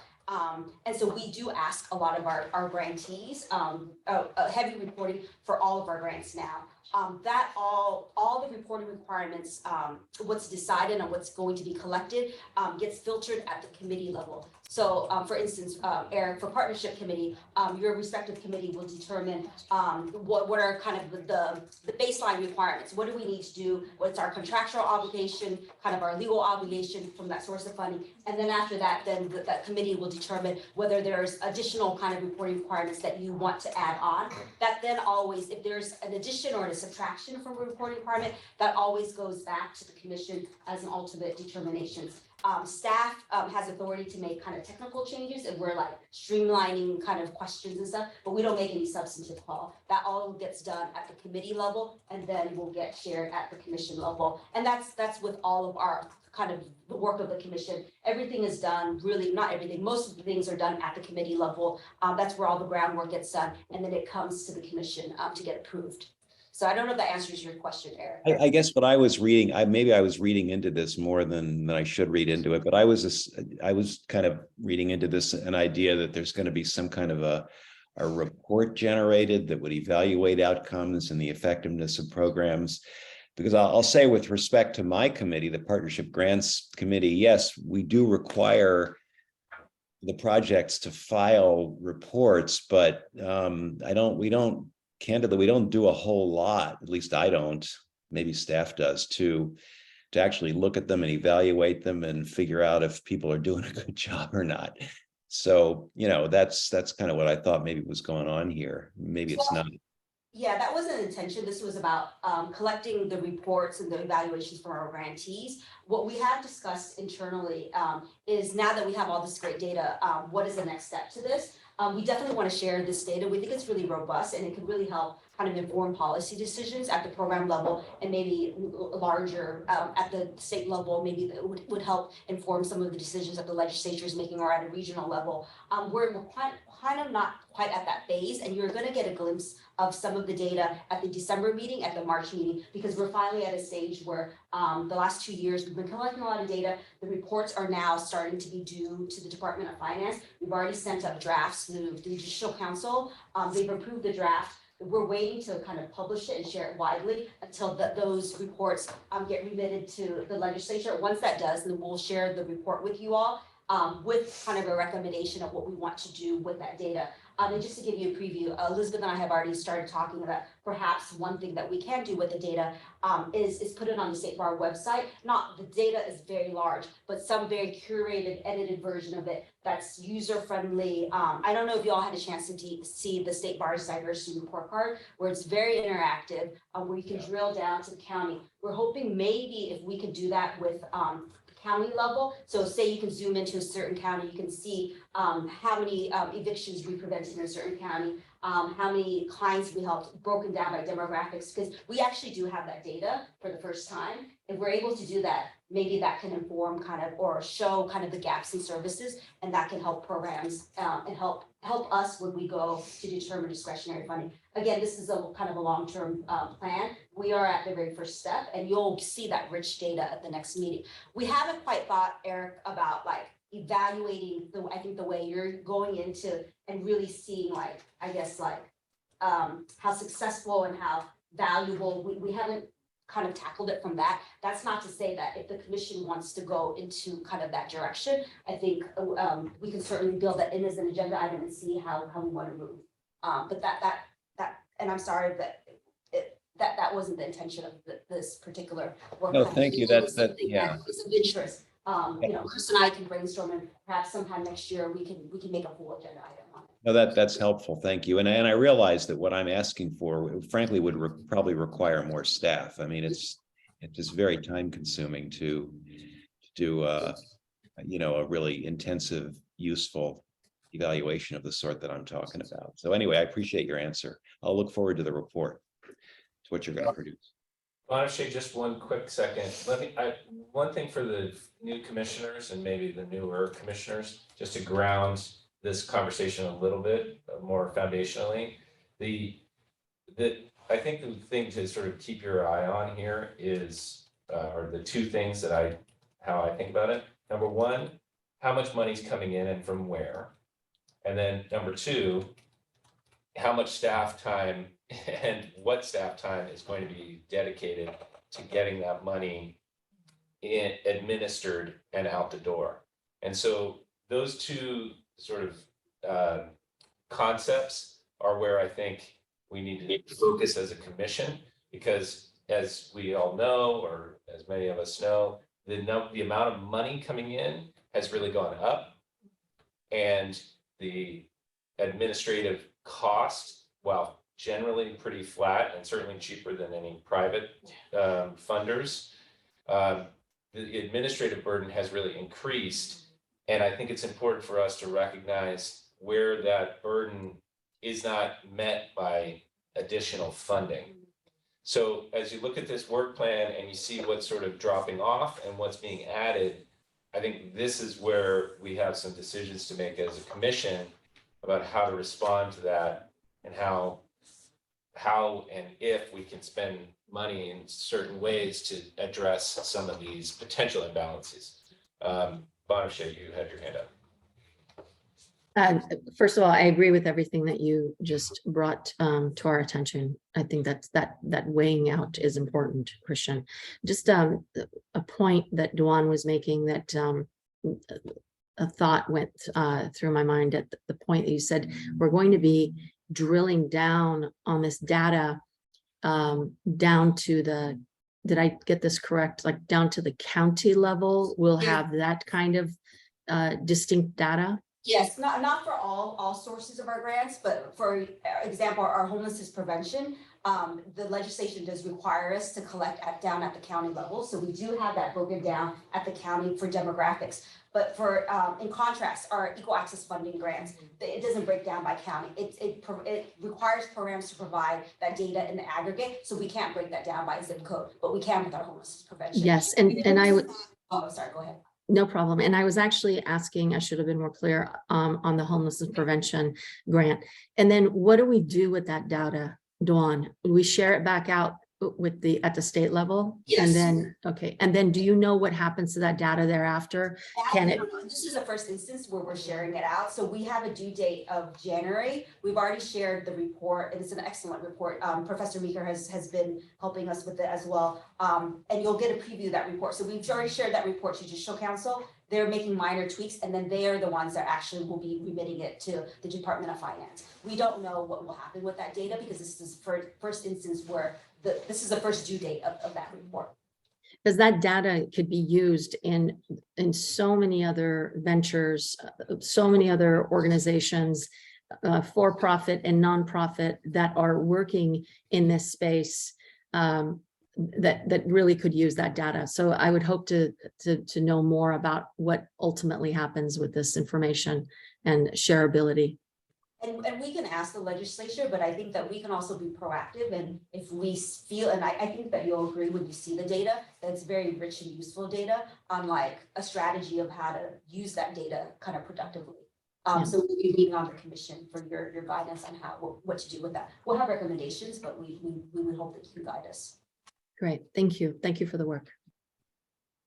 Okay, great. And just to extend a little bit what Chris was saying, it's helpful to keep in mind, because our when I came onto the state bar about 7 years ago, the staff was about between 8 and 10. We're at 18 now with 2 openings, and probably next year we're going to probably have to fill an additional 2 positions. So we're going to probably be at a staff of 20 to 21, which is double the size. And so our administrative costs have gone up, and that's because of the amount of money that we give that has gone up. And related to that, it's not just about having enough bodies in to review. We've had to kind of build out the infrastructure as well. So it's not just the senior program analyst and the program supervisor, but we've had to build out our fiscal team. Our compliance team has doubled in size. We're now doing more detailed risk assessment because of the federal funding. So all of that has built out. When we were distributing grants in the realm of $20 to $30 million, I think the compliance was more thin than now. We're $150 million, and we're probably going to be at $200 million in the next couple of years. And so we've had to kind of build out that infrastructure to meet the needs of our program. So that is something to keep in mind, that our admin has gone up, but it requires it because of the large distribution that we're providing now. Just to comment on the legislative piece, that, you know, a lot of the funding that the state bar administers through the Legal Services Trust Fund is legislatively created funds. And I can just say that whenever we are advocating for new funding for legal aid, we always say the state bar is the best and most structured body to put this out with Legal Services Trust Fund Commission, because you have a very, very good staff here. And plus we have the commission itself with a lot of different viewpoints and ideas and really good questions. And so over the past several years, when we've asked the legislature for $80 million, for $50 million, for $30 million, for $15 million, unless we are trying to get the funds specifically for non-IOLTA funded nonprofits too, we always ask for the Trust Fund Commission to be the administrator of those funds. And so I very much appreciate all the additional infrastructure, because it makes it really easy for the legislature to push more money through the Trust Fund Commission and state bar staff. So for newer commissioners, just wanted you to know that context, so much of it comes from the legislature, because this is a trustworthy body. And the last thing I want to point out with the work plan that's fairly significant is that the last 2 years we had this line item in the work plan because the commission recognizes there's such a crisis in legal aid recruitment and retention, and so they wanted to prioritize that work. Last year, as you all know, we came very close to being able to fund a statewide LRAP program that came out of this work, this priority that the commission carved out. As you all know, the legislature had funded it proposed to fund it for $55 million, a statewide LRAP program. When it got to the governor's office, it was cut. So we were very, very close to it. The reason why Chris and I have stricken this out is because that funding used to be supported by state bar general funds. There was not dedicated funding for that work, and there's no longer that dedicated funding. So because of lack of funding, we have taken that out. This is not to say that would be permanently taken out. If we're able to find more funding creatively somehow, then we will definitely bring it back to the commission's consideration. But that's why that piece has been struck out. Yeah, I would only add to that two things. Number one, it really does reflect, in my view, a priority of the community and I think of the commission. And I welcome thoughts on this from other commissioners. I do think it's really important that we keep our eye on that ball and not let that go. So that's the first thing, is at least personally, I really value that work. The second thing, though, is that the absence of this dedicated funding stream raises questions I think that the commission will ultimately have to grapple with, which is how do we use IOLTA funding, let's say, for administrative purposes on items like this. And certainly I think I would say I'm reticent to sort of set a precedent of using IOLTA administrative money, even on projects that I think are, highly valuable and worthy, but maybe a little bit far afield from providing legal services to IOLTA funded organizations. So there is obviously some element of administrative work, and this would certainly contribute to that, but as a dedicated funding stream, it's gone. So if we wanted to pick it up, or if we felt like it was possible to pick that up out of administrative costs, we would need to sort of consider that more fully. I don't know if anybody has thoughts on that. How do we get? Oh. Go ahead. So hi, it's Catherine. I think I just need a little more information about what was the dedicated funding before and why is that gone? It was from state bar general funds, and the state bar did not get a fee increase, so we're not being provided, our Office of Access and Inclusion, with that stream of funding anymore. So the state bar is not, it's very hard for me to hear all of you, so that might be my own hearing loss, but so the state bar is no longer providing general fund for the Trust Fund Commission, is that what you're saying? At this point, yes, at this point, they're not. I can't say indefinitely into the future, and this is why if there is money that's there, then obviously Elizabeth and I will advocate for some general funds to go towards this. But as of now, we have not been provided that line item in the budget. Okay, and then I guess my second point, which follows up, I think, with the last speaker, is it is one thing to view as our core mission, the distribution of funds. The ability for legal aid programs to use those funds is directly related to the ability to recruit and retain staff, which is not getting better, it's actually getting worse. And so I guess, rather than striking this, like I appreciate there's not a lot, I guess the bar can do with that, but it's how do we keep some ongoing effort with that initiative when the failure to have staff is going to result in the inability to deliver on the grants that the commission is providing. So is it worthy of we should have a smaller item that says we're going to explore what the opportunities are for funding, or we should work with other organizations to achieve this where they're carrying more of the burden as opposed to just completely letting it go in the midst of a crisis. So I'm really concerned about removing it. This is Elizabeth. I just wanted to respond, Catherine, that while this is being removed from the Trust Fund Commission's work plan, it is still on the COAF, the Council on Access and Fairness's work plan, because we're using our elimination of bias funds to fund that work there. So it's not that the State Bar is abandoning this work, it's that the commission and the funds we use to fund the administrative funds we use to fund staff that work with the commission is not being used. But I do want to clarify with that though, the elimination of bias funds is very small. It's very small. That what we get provided, it's I believe $1. It's $2. It's a $2 opt-out fee on your licensing fee statement. And so it only generates about $300,000 annually. So it is a very small fund for us to do a very large breadth of DEI work. So, but it does remain, but the funding will be tight. Yeah, I just feel like it's so connected to the trust fund commissions, what the trust fund commission should be about. And it concerns me that the focus is we're only going to administer grants and we're not going to look at ways to address underlying problems. Maybe it's, effective for a commission member to volunteer to work on this and be the person that reports back, which then shouldn't cause staff time, I presume, for that area. Anyway, I'd just like the commission to think a bit more broadly about, this is a work plan that says, what are we investing our time and resources in? And I think this is a critical place to invest in some way, time and resources, even if the bar is doing it through another committee. I think this commission has a unique lens that's important to lend its support and expertise to. Well, you're preaching to the converted on this one. In terms of the work plan, just from a pure budgetary standpoint, I'm not sure how we can certainly allocate a commissioner on a voluntary basis toward that end.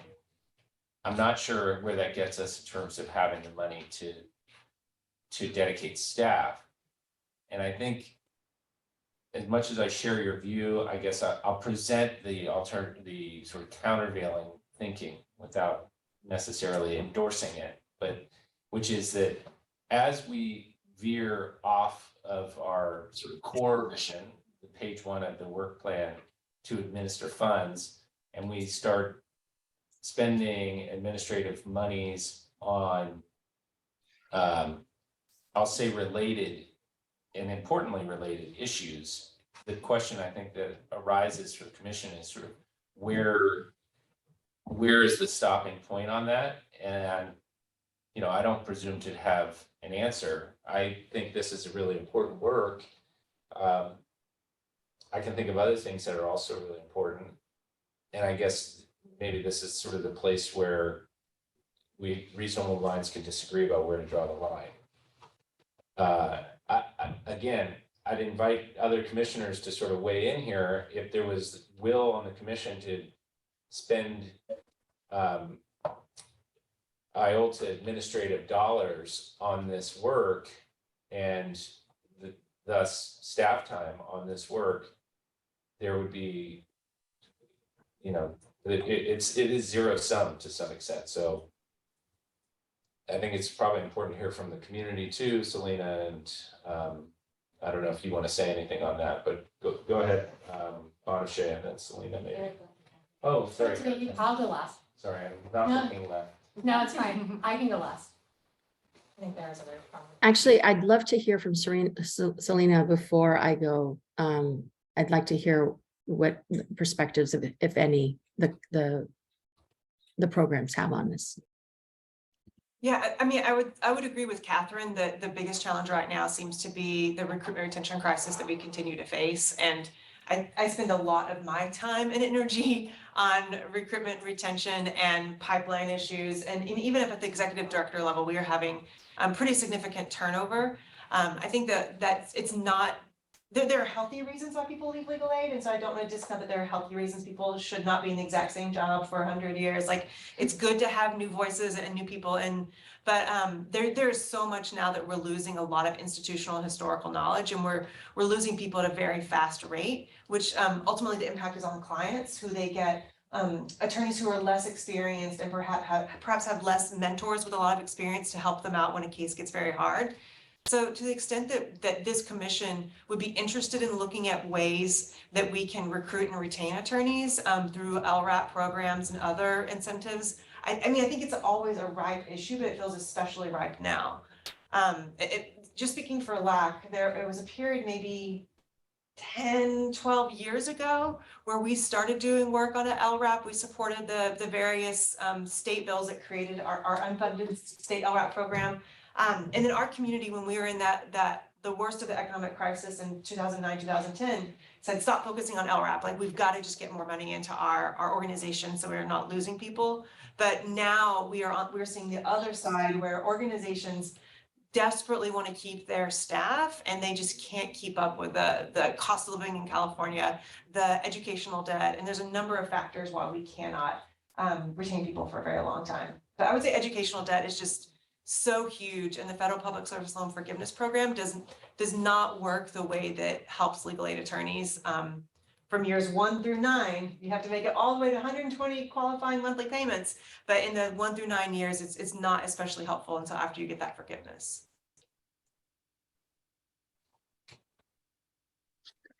I guess I sort of have a question and a comment.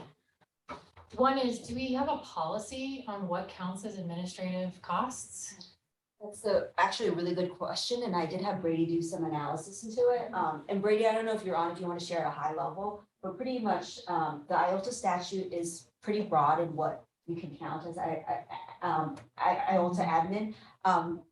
The one thing to keep in mind is we've always used IOLTA admin for pure grants administration and kind of related training. I think from Brady's analysis, and I agree with Brady's analysis, is that you could broaden that. I think it becomes a policy question, and does the commission want to do that? And I think this goes back to Chris's, I don't know what to speak on your behalf, maybe concern is, once you open that, then how far down do you want? We've kept it very, IOLTA is volatile, right? So this commission and the staff have been purposefully protective of IOLTA admin, because the less we spend, the more programs get.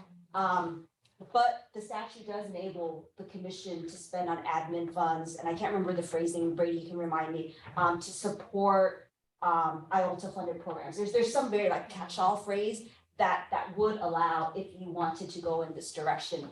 The commission hasn't spent money on non-pure, kind of what you want to call it. But again, it's not to say that you couldn't. If you were to go in that direction, I would definitely kind of engage with OGC to do more formal analysis and present you with that, so we know that we're covered, and perhaps at a later commission meeting fully. But Chris and I didn't feel, as we're proposing something that we could make that unilateral, we didn't feel like we're in a position to make that recommendation. But if that is the direction that the commission would like to go in, we could do further analysis and bring it to you all at the next commission meeting. Well, I guess my sort of initial reaction is like, by keeping our administrative costs narrowly defined, I think that it can, I don't know, it seems like it would give some credibility to the commission, because more of the money is going kind of to the organizations. I'm I hear Catherine and Selena's points, and I'm not necessarily opposed to that kind of funding, but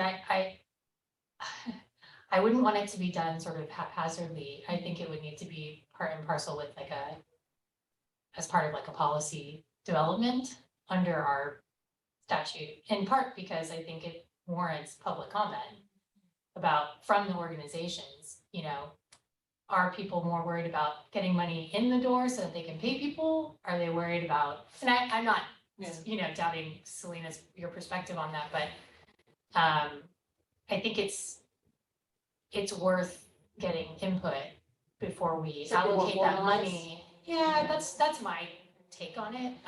Obviously, you know, there's a whole commission, but I think it's safer and probably better procedurally to get some input, you know, if we're going to make a sort of big change in how we're gonna allocate our administrative funds. But I'm not opposed to it. I think it makes sense, the pipeline element, but we should be very thoughtful. Thank you. So I think the first question I recall some time ago, Dawn, you had shared, what is the exact percentage for administrative funds out of About $2.1 million. It's been flat for the last few years because we've been understaffed. This year we will hit that 2.1, and over the years we're going to have to account for cost of living and inflation. So I'm having already the fiscal team build that in anticipation when we bring to you the IOLTA recommendation next June, that we're going to have to build in probably between a 5 and 10% increase over that $2.1 million that we've been budgeting the last at least 5 years. It's no longer, again, because of the infrastructure that we've built out. We need to hire staff. It's going to be more than $2.1 million. But that's just for IOLTA. You also have to keep in mind that because of all other streams of funding, they come with it related admin costs that vary between 2% and 8%. So I don't know if that answers your question. We've been pretty leanly staffed. I mean, the one thing also to keep in mind that 2.1 million when we were distributing $30-40 million, it's going to be a larger percentage than what we will be taking in from IOLTA in the next couple of years, which will be, you'll hear from Michael and Dennis in a little bit, about 50 million plus. So that percentage is going to shrink, right? It used to be around 2%. I think now we might be inching up. I can't remember. I can't do the math, but it's very low. Our administrative costs compared to, if you even put aside private foundations, you compare it to other government agencies, their admin, and we've done this analysis, are 7-10%. Sometimes even 15%. So we're like 5% less than that. We're less than 5% historically. And at some points, I think about 7 years ago, we were around that 1 or 2%, which I think that we could not do that. The way we do grants administration now, we couldn't do at 1 or 2%. I think we could probably still stay around 5 or 6% with it being fully built out. And so that's actually, thank you for that. That's to my point. I agree with Selena, and I agree with Catherine. This LRAP program is definitely near and dear to my heart personally. And I'm also really concerned with the spread and the way in which that, you know, we've had some amazing staff who have stayed on and have been diligently working overtime for many years. So there's from my perspective, there's this balance that we want to make sure that our staff isn't running thin either, and that we're looking at potentially turnover there. Along with some of the other comments that have already been made, I agree that this could become a more unruly than we could anticipate here right now.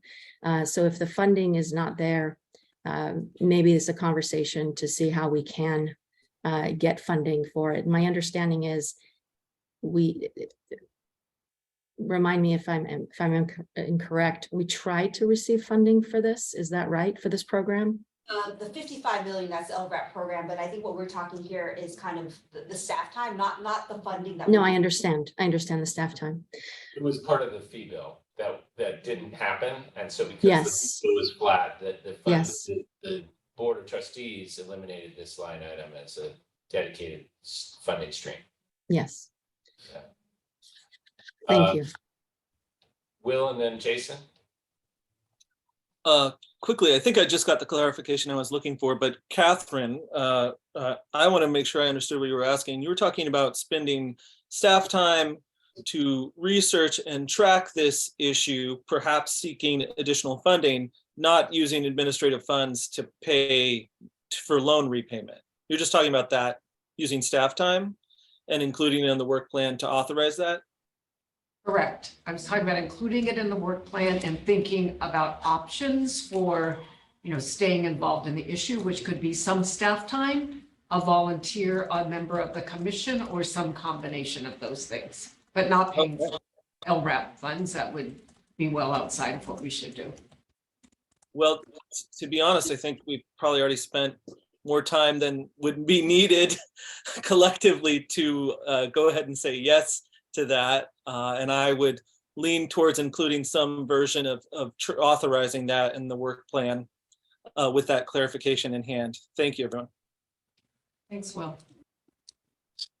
Well, I think I need to respond to that, but go ahead, Jason. So I am going to put on my devil's advocate hat, despite being a big fan of LRAP programs and having participated in one of our groups for it the last go around.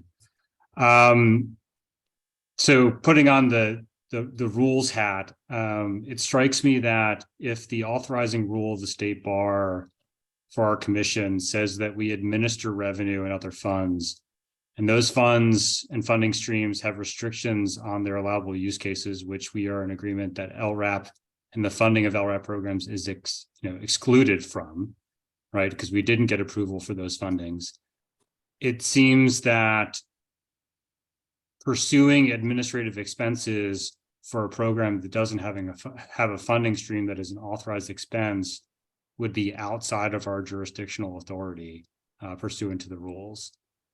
Because we're spending money we're not administering anything because we have no funds that are authorized to administer. And it seems like we're trying to back into it beyond our scope. Even if I would agree with exploring it, but if we're spending money or resources, we have to, the rule would say we're administering revenue or other funds. And then it begs the question, what revenue or other funds if they don't exist? Yeah, Brady, I'm gonna have you go and then Will, you can. And I apologize. I have a filing this morning, so I've been jumping in and out. So I just, can everybody hear me? Yes. Yeah. I just wanted to take a step back to Jason's comment, and maybe I missed something, but for our grantees could use their funding that we provide them for LRAP, because that's compensation of their employees. So, to the extent that it's, compensation for qualifying work, they certainly could use our funding for that. I mean, as part of their, they use it for salaries, so they could use it for LRAP, unless I'm missing something. So Brady, it's Catherine. My understanding is that's not entirely true, and that there's less flexibility, at least with the way the bar interprets the Equal Access Fund, because you have to do it on a project. So while you could pay for staff working under that project as compensation, it would not be allowable to have a project that focused on paying LRAP for everyone, at least under equal access. I think the rule is different for IOLTA. So one of the ways that I think the bar in having something like this in its work plan is to think about strategies for, by way of example, how the access fund can be used, and ask for clarification from the legislature if it's felt, for example, that is needed. So that's my understanding from other staff at the bar. I'm sorry to jump in. Brady, I don't know if you heard, I had shared some of the analysis that you had done for Elizabeth and I in terms of IOLTA admin. I don't know if you want to recap it in terms of your interpretation of how flexible the commission can be. I mean, generally, I think we were talking about there, the retreat, and what was the other specific item? The recruitment and retention work. Yeah. I mean, as long as it's all going, I mean, as long as it's in support of qualified for work for our grantees, there's not, I don't have the language in front of me, but it's pretty open-ended. Can I just make a clarifying sort of statement? So I want to distinguish between the study and an LRAP, funded LRAP program. So the suggestion in the work plan is not that we take IOLTA administrative funds, put them into an LRAP, and then start forgiving loans. That's not what's being proposed. The work plan included in past years included a study of the viability and I'll call it the utility of an LRAP program. That is where the funding stream has stopped. It's using basically commissioned staff to do the work to study how it would be implemented. If the legislature said, hey, here's $55 million, we're going to go ahead and fund an LRAP program, there's an administrative cost, we're going to allow you to take some money out of the top of that 55 million to administer the LRAP. The idea would be, okay, great, we can do that. The commission could administer that. The question, I think, is, okay, well, how would we administer it? What would it look like? What would the effectiveness be? How could it be utilized most effectively? That's where the study and the commission work would come in. So just to be clear, I think this gets to Jason's point. I'm not and I don't think Catherine is either, advocating that IOLTA money go into an LRAP program and then have a program administer loan repayment programs with IOLTA money. It's really, is there money for us to spend out of IOLTA on staff to study the LRAP and to kind of get it into a position where, should it be funded, we'd be sort of skids greased, ready to rumble. That's the policy question for the commission. And is there some work to be done to clarify the equal access program so that that could be used in a broader way to address some of the recruitment needs, which I understand is a barrier. So I just think but I'm going to offer a suggestion because I've now sidetracked us for like an hour. So maybe Erica's wisdom of, should we have a smaller group that could look at this and come back with a recommendation about what is possible or some options for the next meeting, let's say, might make more sense. I mean, I think it's been a really important discussion, but I'm also mindful of, we're like on item 5.1 and we have a lot of things to do. Well, and this is my suggestion. Hi, what's up? I can't really talk. What's up? Brady, he's on mute. You can watch them, and do you want me to? Put yourself on mute. Thanks. Thank you. So, Catherine, I agree. Real quick, Will and Jason, if you had some quick follow-up on that. I think Professor Maker had his hand raised. You might not be able to see him because he's in the back. Jim, go ahead. Sorry, you're very small on my screen, so I'm sorry about that. Yeah, I just want to replug the issue of recruitment and retention, not just LRAP. I agree. And I think staff time should be devoted on the issue of what other areas or rules are prohibitive against retention issues. For example, funding law school clinic programs. A lot of our requirements for funding programs assume that the program is a standalone nonprofit entity, which law school clinics are not.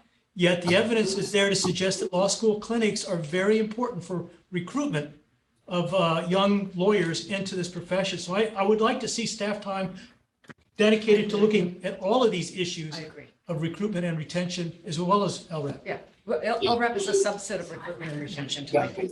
Agree. Absolutely. Well, go ahead. I think it would I guess I agree with Catherine. We should bring it back. How do we bring this back to with more information? So, yeah, go Can I ahead. make a suggestion then? Again, we can table this, voting on this work plan, because this is, I think, the only sticky issue. It doesn't need to go to the board. Maybe we can get 2 volunteers from the commission to work with staff. We can then maybe work with Selena to develop a very short survey, get you guys all more information. And then during that time between the meetings, Brady and I can think about how to bring the more concrete research on the statute and what's allowable, in a more formal way to you all. Okay, so if we have 2 members, we trigger Bagley King. We don't. Oh, we It don't. will If be we a have working 3, group. yeah. So if it's 2, Two it's a members. working group. So I'll solicit volunteers if anybody's interested in just stepping in. Catherine's interested. Are you? Is there Uh, a skeptic to this? Because that might be. Well, I would just say, I would say that this reflects a small c conservative fiscal perspective, like striking it from the work plan, interpreting the IOLTA statute to really just not open it up for this, but so that was sort of what motive or what animated at least my thinking. I like the policy idea. I think that's good. So if Catherine is on a working group, is there anybody that wants to join that with her? I would like to nominate Jason. Jason, have you been voluntold? Yeah, I accept humbly. Thank you. Oh, see? Yes. Yes, that was a yes. Yay, okay, great. Great job. All right, Bonafide, magic touch, love it. Okay, thank you, Jason and Catherine for that. So are we talking December meeting or? No, I'm sorry, I apologize. Next meeting, but not December. December is strictly for Yeah. consumer debt legal assistance. It's an add-on meeting, so I don't think we should put this meeting topic. Yeah, on. I meant whatever the next regular meeting was, so you tell us. March meeting, March meeting. Yeah, and just, I mean, we can move on from that. Is there anything else on this? Yeah, so just so you know, like, this is where Juan and I spend a lot of time as well. So I do think this is a very important consideration of the commission. So thank you for everybody's thoughts on that. Okay. So I'll be quick with the next 2 agenda items. In your meeting materials, there's assignments, the committee assignments, and I think that we've all spoken to all the commissioners on your respective assignments. Can you please review that list just to make sure that you're on the correct committee? And then for agenda item 5.5 are the meeting dates of all the commission meetings in 2023, as well as the committee meetings. After this, next week sometime, Shannon and Kim, who are responsible for our operations and meeting support, they will be starting to send out Outlook calendar invites. Can you please accept or deny it so then we know whether there's comfortable quorum at every meeting? If there's not, then we'll send out an email to reschedule any of the meetings. And then just procedurally, so you all know, closer to those meetings, what Kim and Shannon then send out is an email for you to confirm your participation, because we know things change and we're scheduling now more than a year out in some cases. If there are things that change, then can you please respond to that email so that we know we have quorum? And we do need quorum at every single commission meeting because we have a very kind of strict admin calendar, and if we don't have quorum, we're not going to be able to get out grants out the door on time. So that's really, really important. If you can let us know, if you know now your schedule, if not, then closer to that date, then that would be really appreciated. Great. Eric, are you talking to us or no?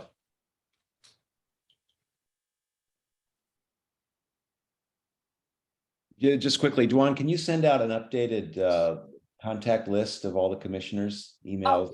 I'll send out the closed version that has all the contact information. The open version of it that's on the State Bar website only has your name and your appointing authority. The closed version has your email address and your address. Great. Okay. See how fast that was? Here we go. Yeah. Okay. Leadership Bank program and IOLTA revenue, and so this is going to be a neat topic. Dennis and Michael are going to be taking the lead on presenting this with support from myself and Elizabeth. And Heidi. And Heidi, sorry.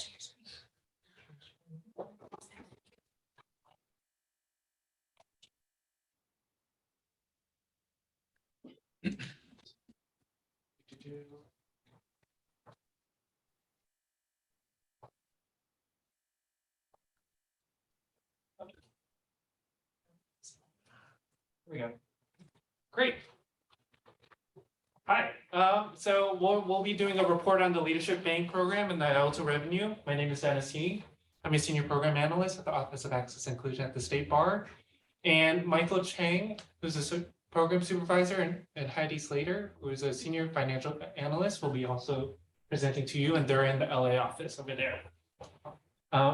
So a little overview of what we're going to be doing. We'll start off with the goal, and then what the IOLTA revenue and leadership banks are about, and then considerations before going to our suggestions and next steps. And the goal is to enhance the strategy to stabilize and maximize the IOLTA revenue. And that includes revenue from the leadership bank program. And just a history of the IOLTA and interest rates. IOLTA started in 1981. And then in 2007, there was a comparability which said that for that IOLTA accounts should earn no less than the interest rates or dividend generally created from other accounts from banks. And then in 2008, you all created, it was created, the ECR rate was created, the established compliance rate, in which the trust fund commission sets the rate. And in 2009, you all set it to 68% of the federal funds target rate, or 0.68%, whichever is higher. And then in 2019, the leadership bank program was created. And then in order for a leadership bank to be part of the program, they should elect the ECR rate, which was, again, the 68% of the federal funds target rate, or 0.68%, waive any fees or charges that are associated with these accounts, and also use the State Bar IOLTA portal and remit payments directly to the State Bar. So the next, we'll be going towards the considerations for our suggestions. And then we'll kick it off to Heidi. Hi there. So each of the elements that Dennis just spoke about they all have a shared goal, and that was increase access to justice by increasing revenue streams to our IOLTA program. So the establishment of IOLTA is what gave us the authority to collect interest rates. Comparability was the statute that allowed us to hold banks accountable to the interest rates that they were providing, and that they had to be comparable to other interest rates of products at the banks. The established compliance rate gave banks a way of participating without having to go through the whole compliance review process to validate the rates they're paying. And if they agreed to pay that ECR rate, then they could skip all of the compliance issues that we work with to make banks eligible to participate in the IOLTA program. The ECR rate was set by the Legal Service Trust Fund at 0.68 or 68% or 68 basis points of the federal funds target rate, whichever was higher, and that sort of set that rate, and it hasn't changed since 2009, although the commission does have the right to change it once a year. And then the leadership bank is the last portion of the attempt to stabilize and increase IOLTA revenue, and that created a place for banks to participate at the higher level, get some publicity, a seal for it, and contribute at that ECR rate, and also waive fees. So these all have had kind of like a step up increase in securing the IOLTA revenue on an annual basis for us. On your next slide, Dennis. And so now for all of the eligible banks who participate in California, they have to select one of these three categories in order to participate. They can either be a leadership bank, an established compliance rate bank, or a comparability bank. And so we have a total of 160 eligible banks in California right now. And as you can see on the screen, 13 banks have selected the leadership banks route, 30 have selected the ECR bank or rate, and then 117, the bulk of the banks have gone the comparability rate. And so for the established compliance rate banks and the leadership banks, they don't have to go through any compliance regulation as long as they continue to remit their interest at that ECR rate, which has been 0.68% of the federal funds target rate or 0.68, whichever is higher, then their eligibility is intact and we don't do any compliance reviews. However, the comparability banks, we do extensive compliance reviews to ensure that they're paying a comparable rate and contributing at a fair level. So you'll see that of the 13 banks at the leadership level, those 13 banks are responsible for 77% of the IOLTA revenues that come in. So this leadership bank program really draws in a lot of additional revenue, and the bank for the banks who are voluntarily participating in this. When you combine the ECR banks who are paying the same rate, except for they still charge fees, they're responsible for 16% of the revenue. So that combined revenue is actually 93% of our IOLTA revenue comes from these two types of participation. So we are really innate or beholden to leadership banks and ECR banks who are choosing to remit interest at a higher rate than the comparability banks. And so then we also have what we track on a pretty regular basis are the top 10 banks who contribute, the top 10 revenue contributing banks, because they bring in the bulk of our revenue. And so to the IOLTA program. So 4 of the top 10 banks are leadership banks, 4 of the top 10 banks are ECR banks, and 2 of the top 10 banks are comparability banks. So basically it's the combination of the interest rate they're paying plus the combined daily averages of IOLTA bank accounts that they hold are really the driving factors. So to the revenue stream. So the higher balances multiplied by higher interest rates really drives the bulk of our revenue and makes us slightly vulnerable to those top 10 banks, any variabilities or changes in their desire to continue participating at the leadership or ECR rate. And from there, I'll turn it over to Michael. Great, thank you. So we wanted to just provide a quick recap of the interest rate changes this year.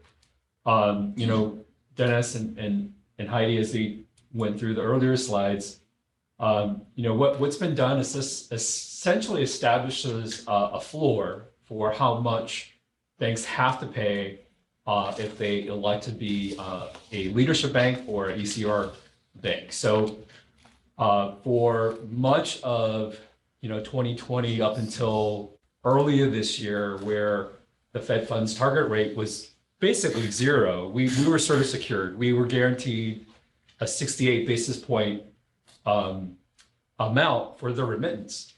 That's changed understandably this year in particular, where the Fed has met regularly every month or so, and in each meeting since March, because of the inflationary pressures, because of the political environment, what's happening across the globe, they've increased interest rates.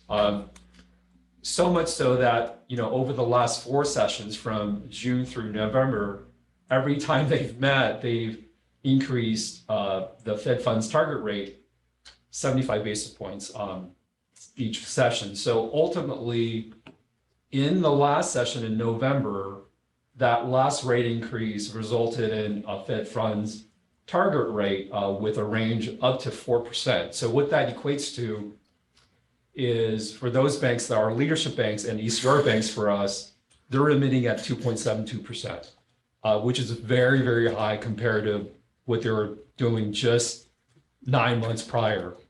The Fed's not done with raising rates. They've got another session in December. Inflation reports, consumer price index reports that came out last week pointed to sort of a slowdown in inflation. So the market was happy about it, I think understandably, because they understood that perhaps the next time that the Fed would meet, they wouldn't see, or we wouldn't have such a large rate increase. I think the feeling is it's a 50 basis point increase. So, that all is to say, combined with our earlier slides, we've got a lot of concentration in terms of the players that are remitting the most amount of revenue to us. And so we're very watchful, very cognizant of that, so much so that a couple of months ago, where our largest revenue remitter, Wells Fargo, had contemplated about opting out and becoming comparable bank instead, they would definitely have a tremendous impact on the revenue base for IOLTA. So, thankfully they elected to stay put and still be a ECR leadership bank for us.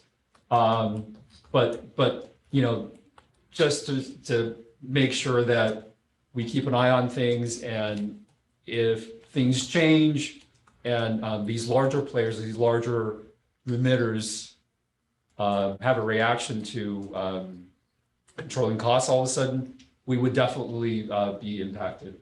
Next slide, please. And so in terms of the revenue update, wanted to provide an update to everyone on what's happened since the last time we met. Under the blue heading, those are amounts that were approved previously, earlier this year, this summer, where we projected the 2022 and 23 projections for IOLTA income. And so at that point in time, we're able to project only based off of 3 months of actual revenue data. So January through March, we had about 3.2 million rounding up of actual IOLTA revenue collected, and we were projecting 21.1 million collected in IOLTA revenue for the months of April through December.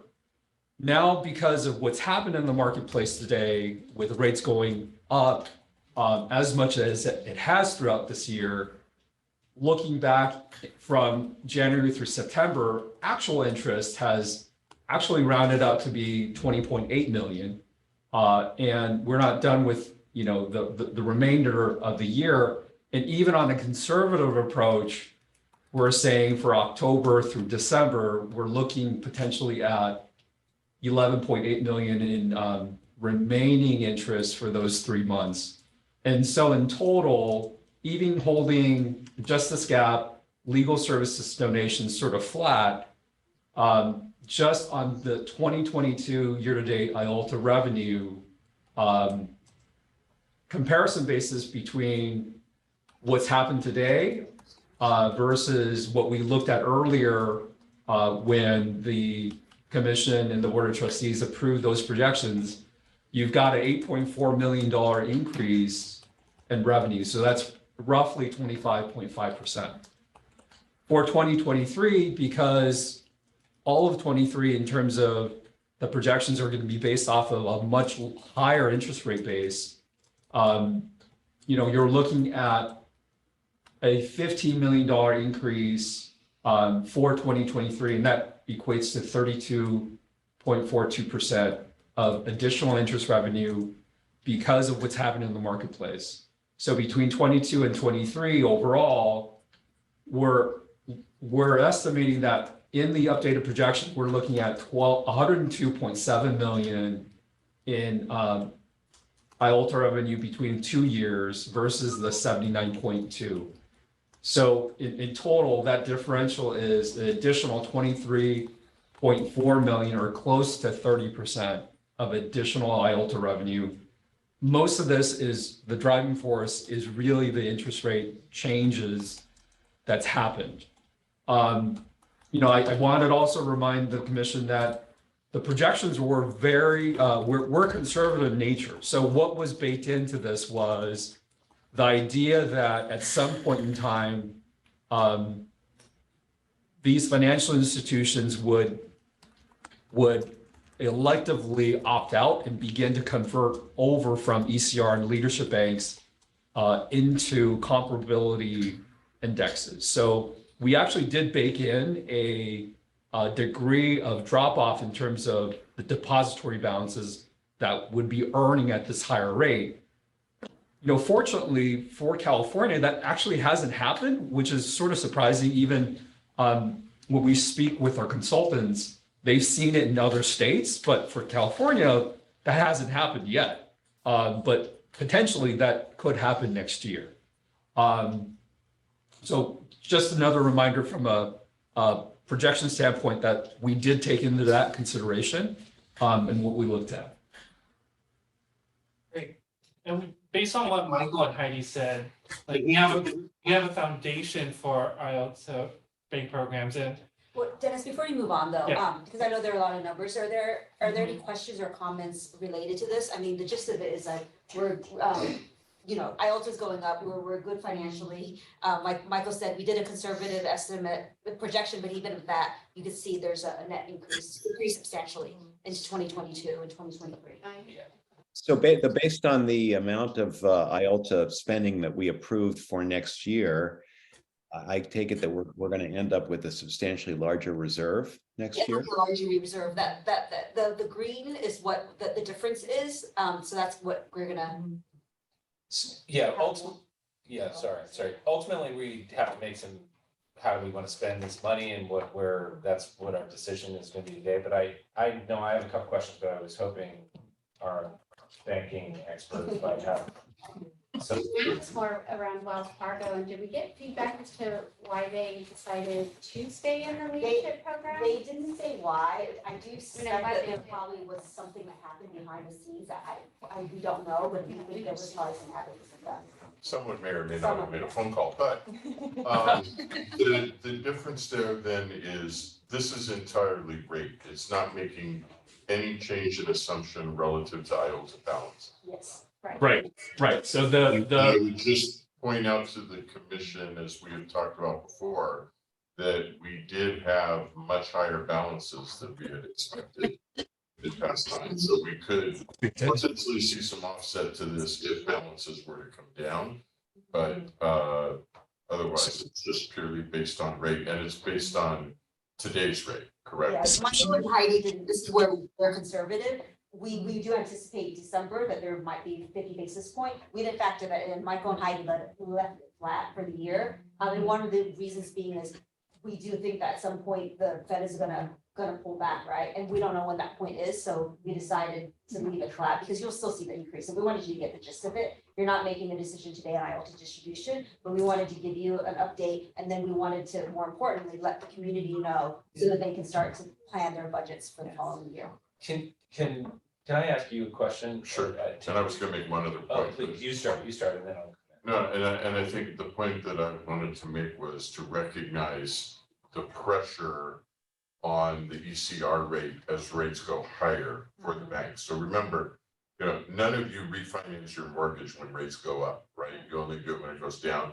So even though you're looking at this and seeing significant increase in the rates, which provides optimism for what we can receive, on the other side, the banks are under significant margin pressure because as their cost of deposits is increasing, they're not getting an equivalent increase on the asset side, if that makes sense. So that can also put pressure on the program in terms of more potentially going down to the third bucket. And even more reason why we have to continue to emphasize this leadership program and search for benefits of this leadership program because of that economic pressure. So you are anticipating some of my questions. Judge Yang, give me 1 second and then I'm going to come to you, but can you go back either one slide or 2 slides? One more.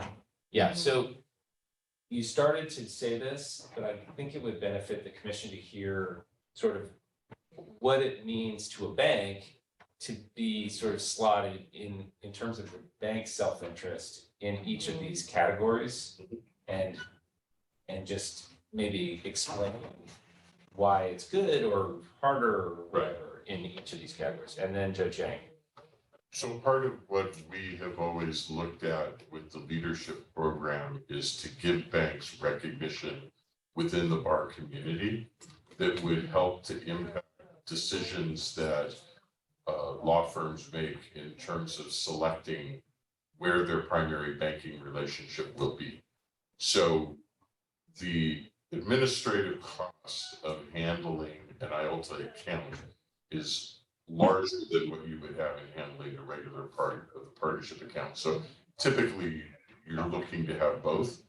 And so incentive for banks to be recognized as a leadership bank is to provide greater opportunity to have those primary relationships with the firms.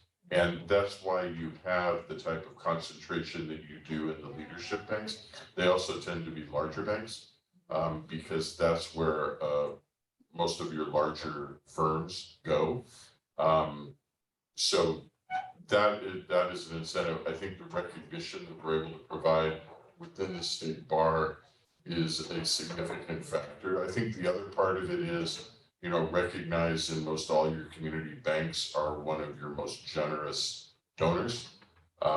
There's more scrutiny in terms of how money gets applied. And some of us have worked very hard in the banking community to provide reassurance of how IOLTA money is properly distributed and really allowed to gain effectiveness throughout the state. So if you are a Wells Fargo, for example, and you want to know that you're making contributions that are going to have relevance throughout the state, not just necessarily in the markets that you are getting money from, this is a great program. And so the pressure to go, like the bottom line consideration for a bank moving from one category to the other, you started to address this, which is that there is a countervailing pressure, though interest rates go up and they're getting a benefit from the federal funds rate going up, there's actually a countervailing pressure on. Correct. Yeah. For most of our institutions, they have two things happening right now. Number one is they're starting to see margin pressure, as I described before. That's because many of their assets do not reprice as aggressively as their cost of deposits may increase. Now, every institution is different. I'm speaking in broad terms here. And our two institutions are very different in terms of the composition of our balance sheet. But the important factor is that as you have this rate increase, it can put significant margin pressure on the banks. But the other thing that's happening is banks right now are being challenged with liquidity. And what I mean by that is they're starting to see a lot of their deposits drop. And that's because we've had a lot of the, particularly the federal programs, but also state programs that were related to the pandemic, brought a significant amount of liquidity into the market. But that is now starting to get employed into the economy. Also, inflation is having an impact. And so as that happens, banks are now seeing much more pressure in their pursuit of funding to be able to continue to grow their loan portfolios. And in fact, some have publicly stated they're pulling back on lending simply because their funding is dropping off. So that can also have an impact in terms of rate and how they may look to structure.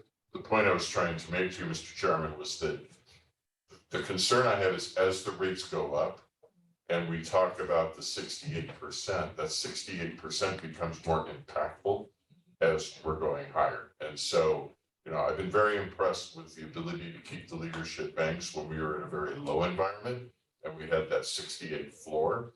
My concern is as we move higher and understanding the pressure the banks are under, we could potentially see some of them shift over. And I think that's why the benefits of the leadership bank program, the recognition we give, is going to continue to be very important.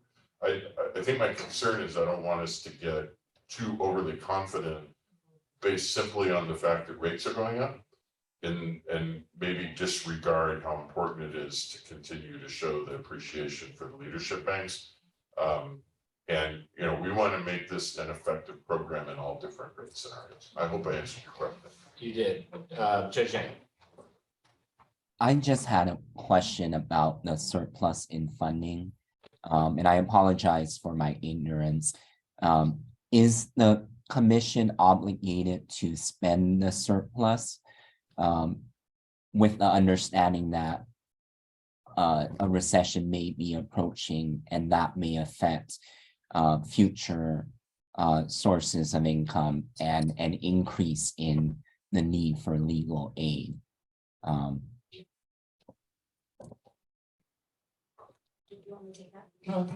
So there is a reserve policy that this commission is subject to. It was drafted in 2009, so in a lot of ways it's out of date. And there's a working group that's working to revise that policy. However, that policy does give the commission a lot of discretion.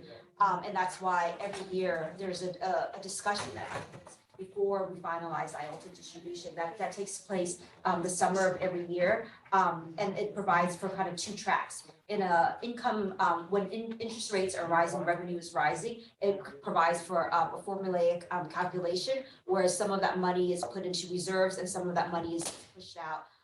When we're in a declining revenue environment, as we had been in the last few years, it gives the commission a lot of latitude. It says that the reserve has to be between, and it's not prescriptive, it's a suggested range between 30 and 70%. And that's built in so that the commission can take that discretion and exercise it depending on kind of external factors. The commission may want to choose to distribute more because there's more need in the community. And that is what the commission in fact did when the pandemic hit. The last year, because we knew that interest rates were going up and revenue was going up, rather than kind of like distributing all of it, the commission, I think wisely decided to hold back a larger reserve in anticipation of what a recession that was looming. So to answer your question, the commission does have a lot of discretion. There's some parameters in the reserve policy, but it gives you all a lot of wide latitude. Today, we're not making a kind of a decision on IOLTA's distribution. We provide a update at every commission meeting in terms of revenue. And then we couple that with after the commission meeting, we send out an email to programs to let them know, because that enables them to start budgeting for the year. If they know the IOLTA is going up, they know that they're not going to have to probably do layoffs. And if the counter is decreasing, then they start to constrict and be more conservative. And if I could just add to that, Judge Yang, excellent question.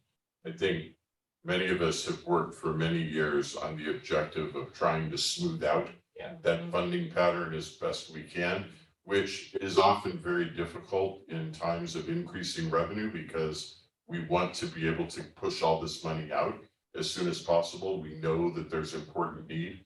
On the other hand, we have to be disciplined to recognize that we want to be able to continue to fund even in some of the lighter years. And the second point I would make is your comment about recession is part of the concern I have in terms of how we look at projected balances. Because if we end up in a prolonged recessionary environment, typically during those periods of time, we see our balances go down.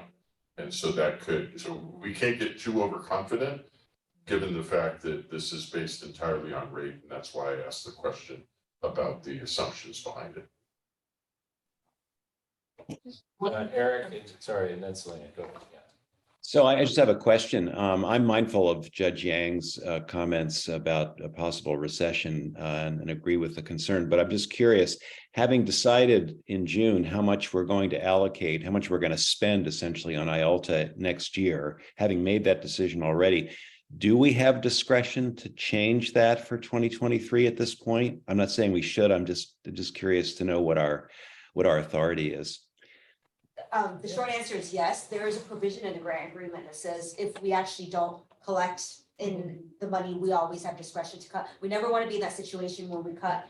We've actually never been posed with the question of if we have more, can we increase? I think that is certainly in your discretion. However, we would strongly advise against that at this point in the year. And the quick point I wanted to make is exactly what Eric brought up, is that I remember roughly a decade ago, maybe a little less, there was a year where the commission made a vote and they were very worried about the projection. Even though it was conservative, they were worried it wasn't conservative enough. And they kind of held the idea that they could always make a decision to reduce the second half of the year of funding. The commission didn't have to do that, but that was something that they had, and it was communicated to programs in case it was an emergency measure. I would say that the flexibility of the IOLTA funds allows for long-term investment by programs. So even though part of the reason why you are trying to smooth the funding stream for personnel reasons, so that you don't have to hire and fire and it's not a boom bust cycle. One of the things we talked about at the outset of the pandemic was that it was an opportunity by releasing funds into the community for them to actually invest in remote technology for workers who were obviously not going to be able to work. that's acceptable. You can use IOLTA funds for that, and that's obviously quite lasting. And so there is, I agree with Jeff's point, you know, like our conservatism, I think, is warranted, but it's not exclusively tied to personnel, even if it's largely or, you know, importantly tied to personnel. Yeah, any other questions, by the way? Thank you for all those comments, they were very helpful. And there is So- one piece, unless there are other questions, but we do have an ask not related to the money, but in terms of what we should be doing with leadership banks. So unless there are other questions or comments, there is another piece of Dennis's presentation. Yeah. So I just wanted to clarify something. You know, Jeff had talked about assumptions in the model, and you know, I just wanted to mention that in the model, for what was approved, there is an assumption that's baked in where, you know, roughly it was, you know, estimating that because of these rate increases potentially in 22 and affecting 2023, the related ECR and leadership balances that would be in play would decrease by approximately 45%. So, you know, with that being said, even with that conservative assumption baked in, affecting the actual balances itself, what's really driving a lot of what we're seeing is these huge rate increases. So granted, you know, going into next year, we've taken that into consideration.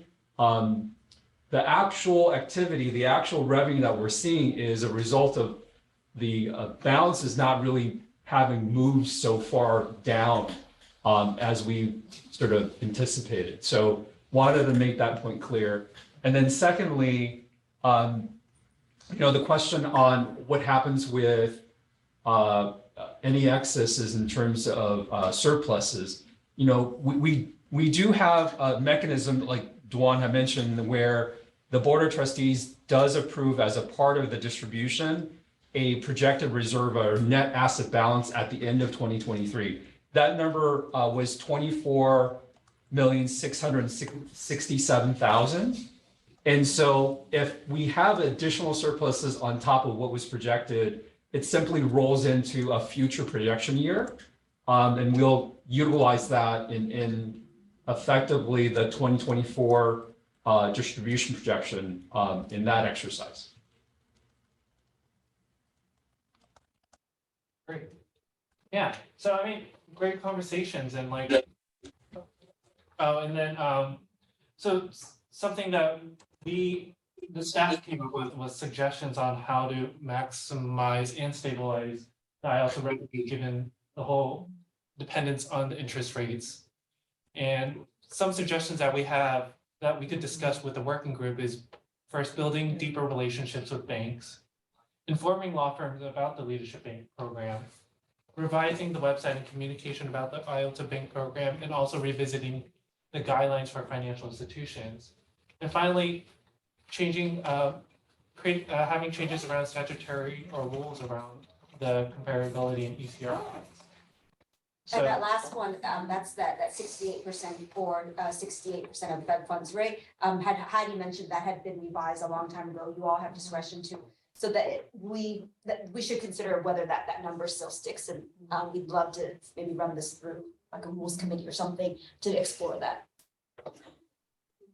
Right, and so the next steps for folks who want to explore this is to form a working group, and then in this working group, propose an implementation plan, and then the commission and Board of Trustees will approve the changes in Q4 of 2023 and implement them in Q2 of 2024.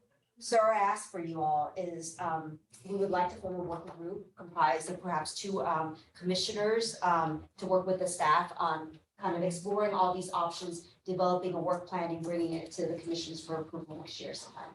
Can I ask about, does this rise to the level of a committee, even if it's short term?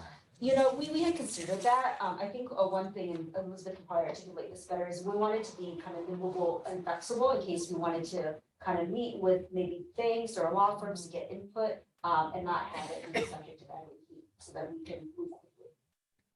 But Yeah. that is an option you all have. We could split the difference and have an ad hoc committee and they could have a working groups to allow those to conversations. Well, just remind, we already have a bank grants committee. Oh, It also could run through, I mean, bank grants is charged with the administration of the bank settlement grants, but you can add on to that. And they're not doing very much next year. So that is that, yeah, we can run it through, and I believe both Tammy and Jeff are on that.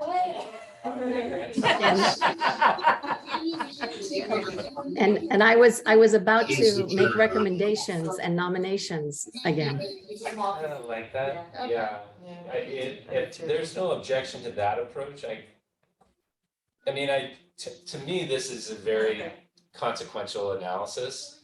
And I guess the nimbleness could be accomplished through a working group of the subcommittee, the commission, of the blue ribbon panel. Anyway, so I would recommend that if that's not gonna make you. I'm happy to help however way you want to start.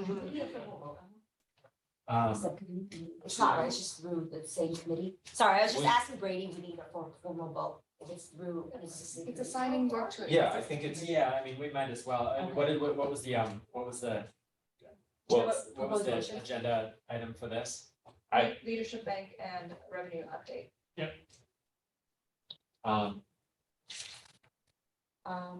I think the motion would sound something like the bank grant committee to be assigned to study possible ways to enhance IOLTA revenue. Yeah. Do you have a motion we can modify? No, okay.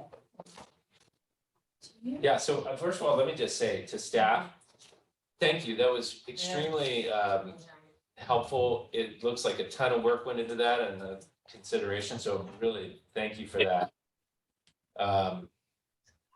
Terrific work, thank you. And if there's not an objection to that, I'm not sure we need a vote, Yeah.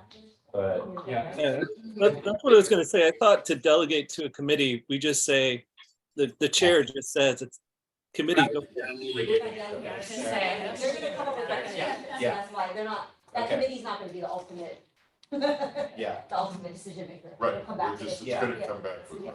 Okay, so great. Yeah, it's great. Yeah, that's true.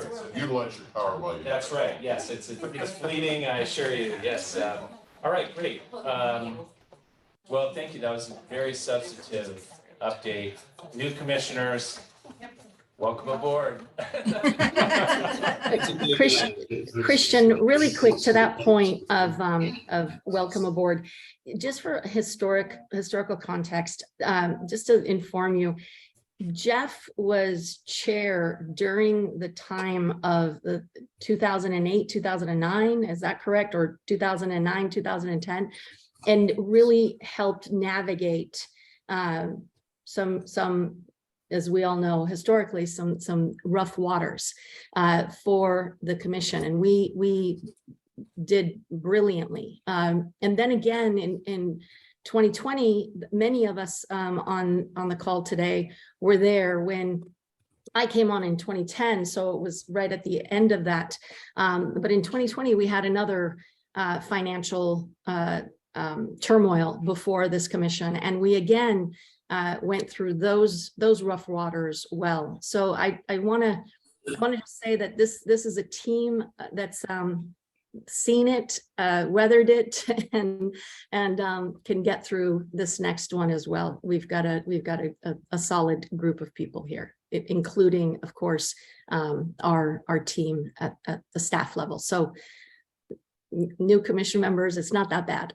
It's all good. It's all good. I do think it's great. We have very considerate people. Plus, the Phillies didn't win the World Series, and so we're good. Yeah.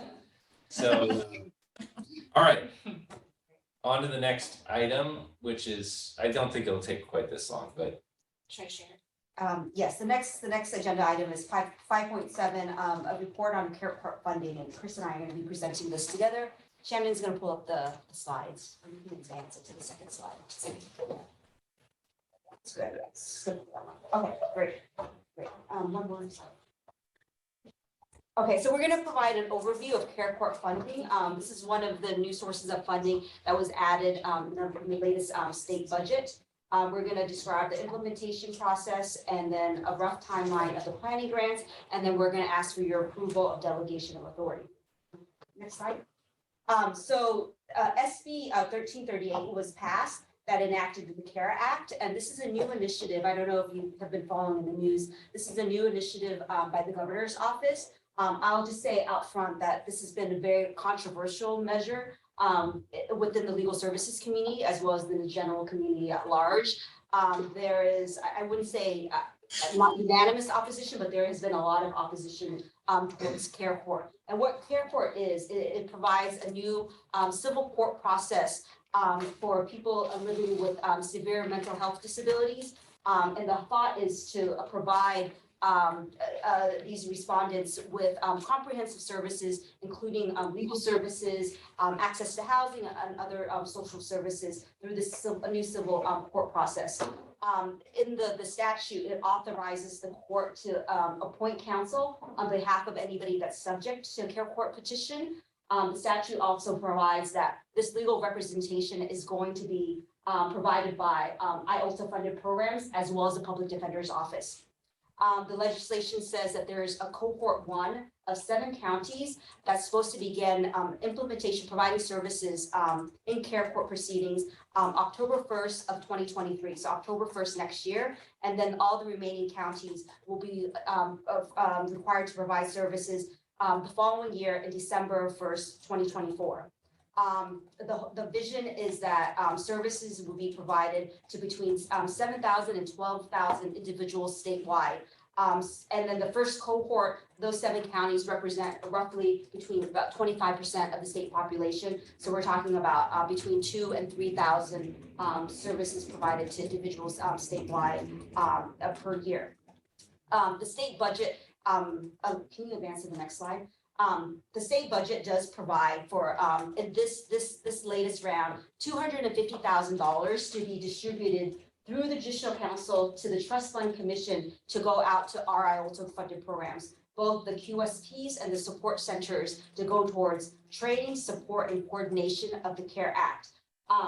There's a little bit of an ambiguity of whether the $250,000 should be shared amongst just the 7 counties versus all counties. We did it, we had an informal meeting with the providers in those kind of 7 counties to see who might be interested. And we had a very large outcome. There were around 50 participants across about 25 programs, and we did an informal poll at the end. And I would say roughly half of those, between 10 and 12 programs, may be interested. So, you know, we had originally thought if there might be only 1 or 2 programs that are interested in providing services and engaging in this planning year process, then perhaps we've spread it out amongst the 58 counties. But given that we have, you know, somewhat of a sizable kind of interest, our proposal is to spread that $250,000 across just the programs in those 7 counties. The other thing to note is that this $250,000 does not provide for any administrative costs for state bar staff, the commission, and judicial council. So practically what that means is that any work that's going to be done around this funding, getting this funding out, we're going to draw from IOLTA funding. This has already been made explicitly clear with the legislature and the mayor's office, the governor's office, excuse me, as well as the California Health and Human Services Agency, who is the agency that's responsible during this 1-year implementation period. So we've been meeting regularly with them. Chris has attended a few meetings alongside staff to kind of get a little bit more guidance, but they will be working very closely with us. And so everybody's comfortable with it coming out of IOLTA funds, but I do want to make that note that there is no administrative cost related to this. What we have said to both HHS and the governor's office is that once the larger distribution, and we do anticipate quite a large distribution of funding to roll out for the October 1st date, we will not be able to do it without administrative costs. To stand up a grant program requires significant administrative costs, especially for one that's starting a complete new civil court process, and that it's been communicated to both Chris and I that they want us to engage in this process and at a policy level. Typically with our other grants, there's been very clear kind of mandates of how the commission is to administer funds. It's laid out usually in statute. We've had communication. This one is a little bit unique in that there's a vision, and now the implementation period is where all kind of the nuts and bolts are going to get laid out, and they would like the commission and the state bar to kind of engage in that process to provide guidance. So let me pause there because maybe Chris can add a little bit more insight. Any opportunity for comment here? Oh, of course. All right. I was a judge in the LA County Mental Health Court for 3 years.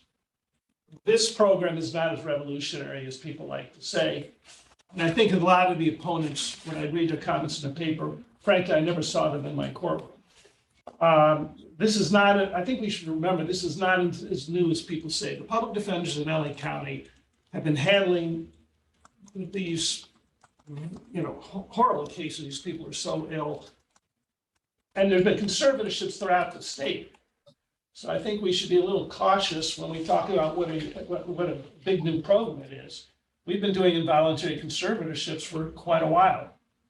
And I don't want to insult anyone, but I never recall seeing any of the representative of all these organizations ever in my courtroom to see exactly what is, who are the people that need conservatorships. And the most vigorous advocates for this type of program are the parents in an organization called NAMI, who, their nightmares, their children on the street in these areas. So I'm just a little, I think it's a wonderful program because the governor made a big deal about it and that gives them more money, but it's not as revolutionary as what I'm listening to people think. I don't know why the LA County Public Defender, for example, well, you do have a new part, which is very important, and that is the patient representatives. We did do a grant recently, I remember, for that in Los Angeles County to provide a patient representative, something to that effect, to provide services. And that's wonderful. I always thought, frankly, that was such a shortcoming.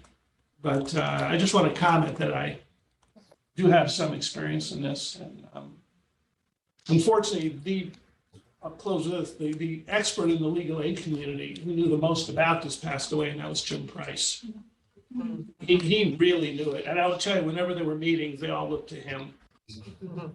And I think he would have had a little more positive, realistic view of it. I appreciate those comments, Judge.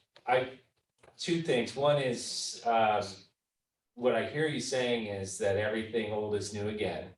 And that maybe there is a base of expertise within the legal services community to draw on.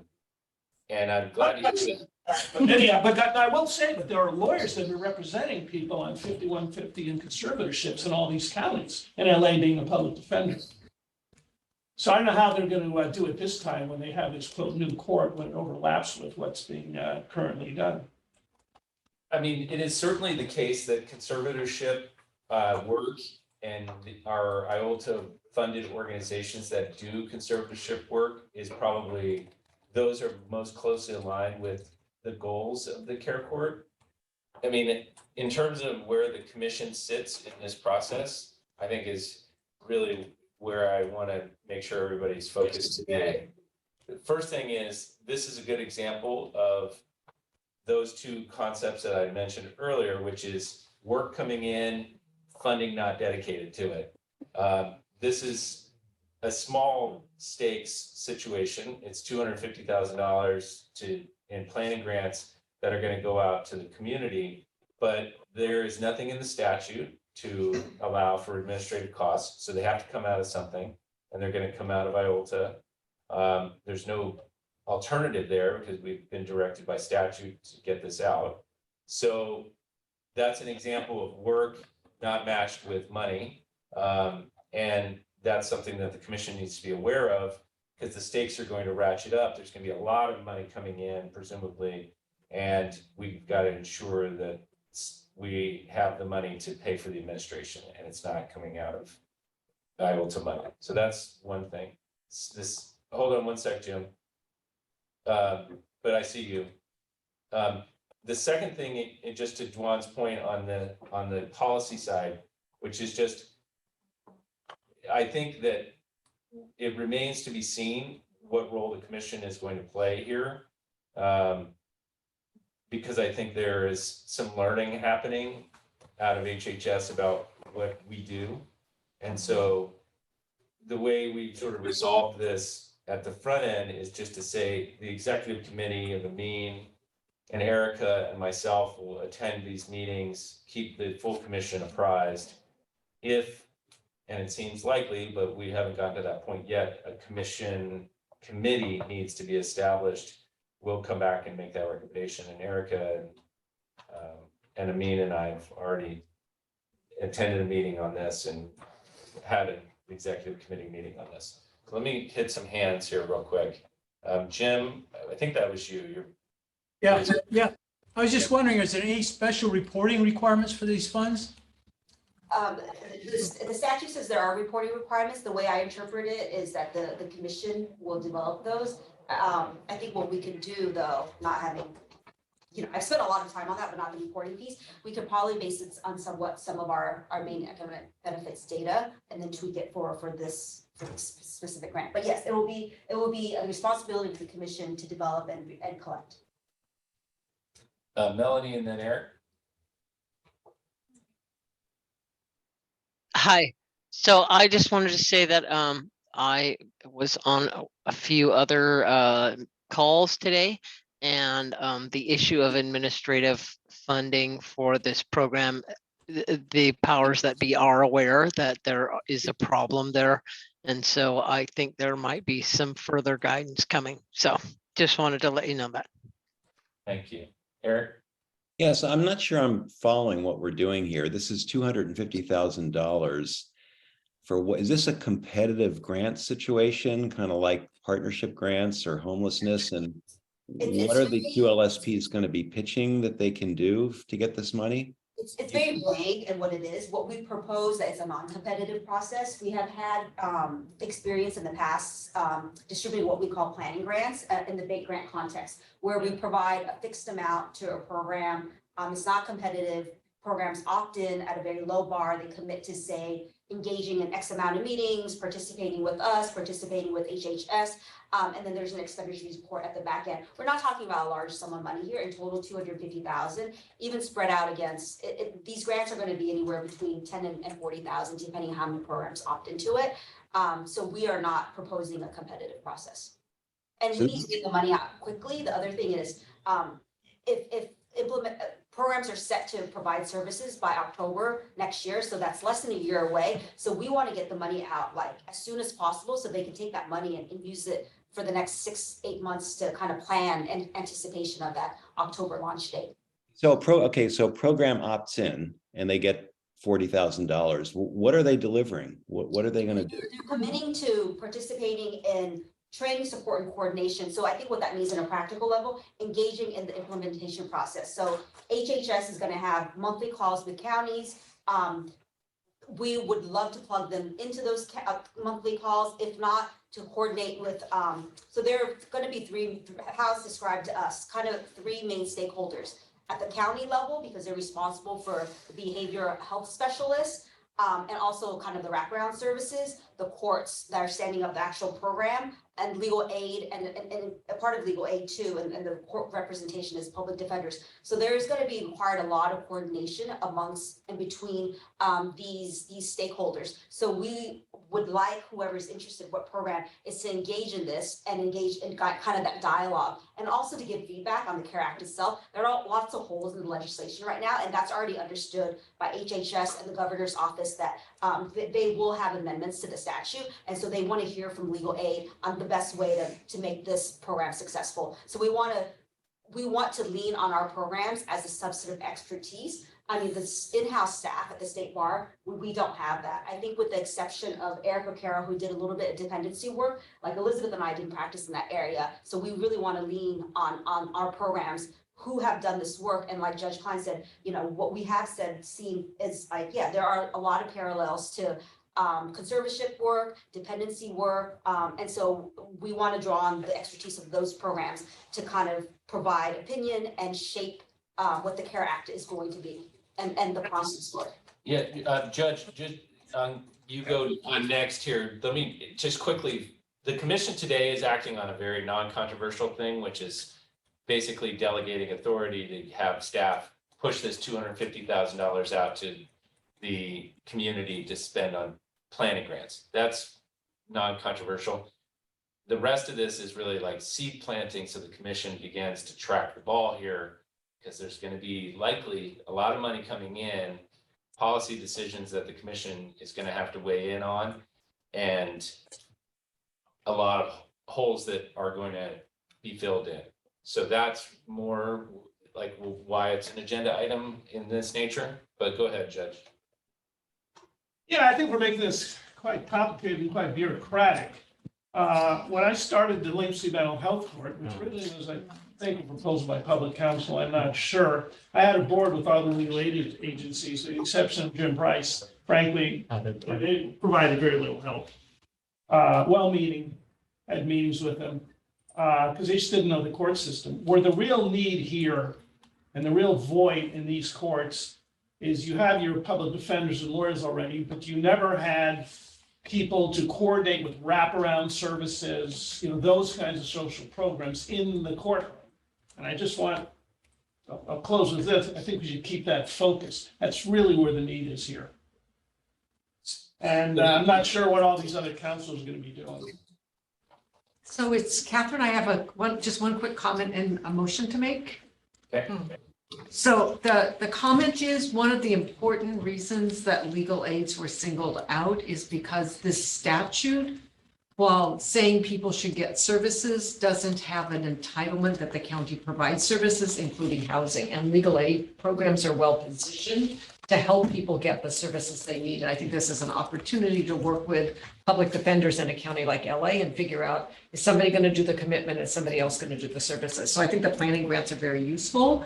And with that, I'll make a motion to delegate to the staff the authority to decide who's getting what we'll just call the planning grants for training, support, and coordination under this program. Yep, go. I'm going to hold the motion to finish the last slide and then pick that motion back up. Okay, so That's okay. just a very rough timeline that we've sketched out to kind of get this money out. So we're drafting a survey right now that will go out to grantees to get an indication who would be kind of interested in like formally participating. Because we want to, if it's 10, then we'll do the math backwards and let them know. And then there's also some related questions that HHS is wanting us to collect. Short survey, about 5 questions. That's going to set to go out hopefully November, if not early December. Then we would release kind of the grant guidelines and application. Again, it would be a non-competitive process. It would be kind of an opt-in form saying that they want to participate. Then we give them about a couple weeks to submit that. We're going to do an informational webinar with Couch HS sometime in January, and then we're hoping to sign grant agreements and get the money out the door sometime around January 1st. And then programs would have up until 12 months to spend it. And it's 12 months rather than up until October, because we think that even beyond that October date, there might be some need to do some more coordination and collaboration, all that work. So it's a very short timeline, and this is why we're hoping to ask the commission to delegate it to staff. It's again non-competitive. It's relatively a small amount versus all the other kind of discretionary grants. And then I don't know if there are questions on there, but we do have a proposed motion on the next slide. So Catherine, does this match your motion? It does, thank you. And I'll just read it. So the proposed motion is that the Trust Fund Commission delegates authority to State Bar staff to administer and award the CARE Court planning grants. This is the $250,000. And then it is further resolved that the Legal Services Trust Fund Commission designates the executive committee to participate in the CARE Court implementation process. So why is it being delegated to the staff? Because of the time, it's $250,000 to do planning, and the time frame I think is really short. And I don't think that says we're going to delegate further granting to them just for getting that 250,000 out, which makes sense. That is correct. Yes. So this is Erica. I will second the motion. Further discussion, questions? Roll call. Quick question. Oh, go ahead, Will. Oh, sorry, just a quick question. Chris, you said that that more funding will be coming down the pike. Is this planning stage, are we going to have a great deal of influence over how this is implemented, or is it just our little piece? I could take a stab at that, and Bonnie's here too. Welcome back, Bonnie. So we've been having a lot of conversations, the State Bar and Judicial Council staff, with both the Governor's Office and HHS. And they have requested the State Bar and Judicial Council is actually taking the lead on this, providing a cost projection of how much it would cost to provide legal services, first in those 7 counties, and then and then generally across all 58 counties. So Bonnie and I have been working on that. Last year, the Governor's Office did approach LAC for a cost projection, and LAC at that time provided an estimate of $50 million for statewide. We think that number is probably a bit too conservative. So we're tweaking that. What that exactly is going to look like, I don't have a number for you now. Bonnie and I are still working on that alongside Melanie. And so I think at the next commission meeting, we'll have a proposal. We're using some data that the Judicial Council has shared with us. One of them being, for instance, is that we anticipate an average of 9 hearings for these court proceedings. Okay. Once we get that. Thank you, Dawn. You don't have to go into all that detail. I just wanted to get a sense of it, and I don't think it, I want to save our time. So thank you very much for all of that. Angie, before we vote? Okay, the screen before with the timetable on it, I don't know if it's a typo, but the informational webinar, has that already happened? Oh, I'm sorry, that is a typo. Thank you. That's January 2023. I'm sorry. Okay, that's all. Good catch. Thank you. Thanks, Angie. Okay, let's vote. Schreiber? I just have a really quick thing that I just want to make clear in all of this, that I speak in my capacity as the commissioner and not in any other capacity that I might have. As always, clear. Yes, fair. Schreiber? Yes. Al-Saraf? Yes. Connolly? Yes. Aglagi? Yes. Ball? Yes. Whitemaster? Yes. Blakemore? Yes. Bushelli? Yes. Campbell? Yes. Galkin? Yes. Iskin? Yes. King? Here, yes. Klein? Yes. Cruz? Lee? Joe, you still there? No, he had to leave. Okay. Mahoney? Yes. Meeker? Yes. Vargas? Motion passes. Great. Okay, thank you, everybody. We got a good news agenda item, number 5.8. Take it away, Elizabeth and Dennis. Share my screen. Takes a lot of money to come. I just want to hear this.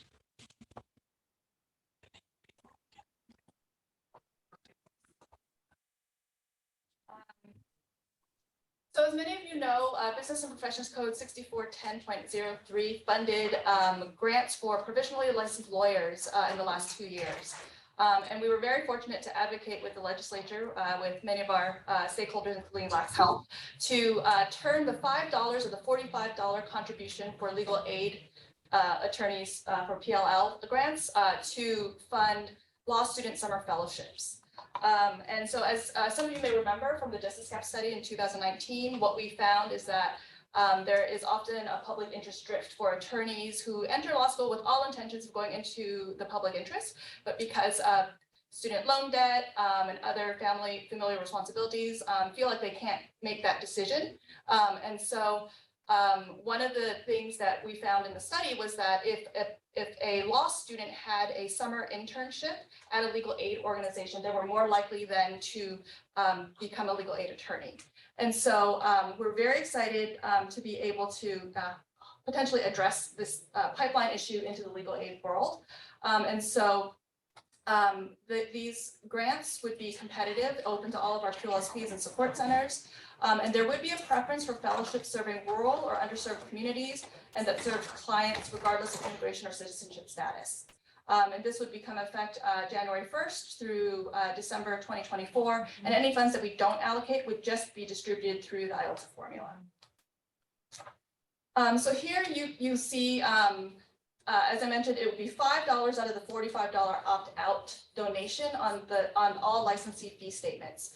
And so in 2021, those contributions were about $768,000. In 22, about $792,000.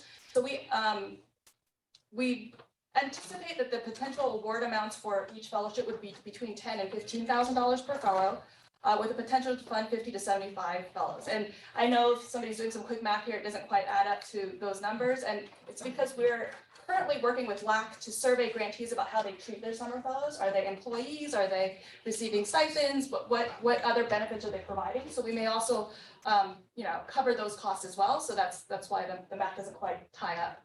And then one of the things that we're really excited about, because we anticipate a large cohort between 50 to 75 fellows, is that we would work with California Change Lawyers, who specializes in fellowships, to provide training, professional development, networking opportunities for this cohort, so that they would be a part of something larger. So here's our proposed timeline.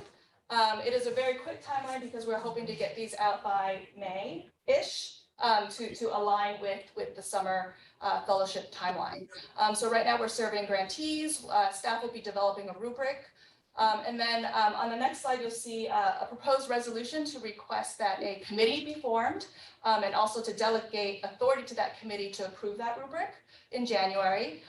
We would open applications in February or March. Staff in the committee would review and score applications in March, April. And then as you'll see on the next slide, we're asking for the commission to delegate authority to the committee to make either recommendations or to approve the awards, because of our timeline, it doesn't quite align with when the commission meetings are next year.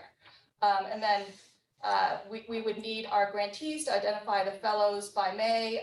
And then typically these fellowships run 9 or 10 weeks. So they would conclude in August, and then we would do evaluations both with the participating fellows and with our grantees. The hope is that we would have enough information so that we could prove to the legislature that this is worthy to continue beyond 2024. So here's the proposed resolution. One, to create a committee to oversee these grants, and then two, for the commission to delegate authority to the committee to approve the RFP, including the scoring rubric, and then to delegate authority to the committee to consider and approve the awards. Questions, discussion? I will make that motion. And after discussions, I'll second that motion. Okay, Bonifay, you second. I'll just say who has a question? Sorry. Professor Meeker. There, Jim, I'm sorry. Yeah, you're really small on my screen, so I'm not trying to ignore you, I swear. Go ahead. Yeah, I was just wondering, are there any law schools in California that follow the quarter system? Because ending August is a little short if you're on the quarter system.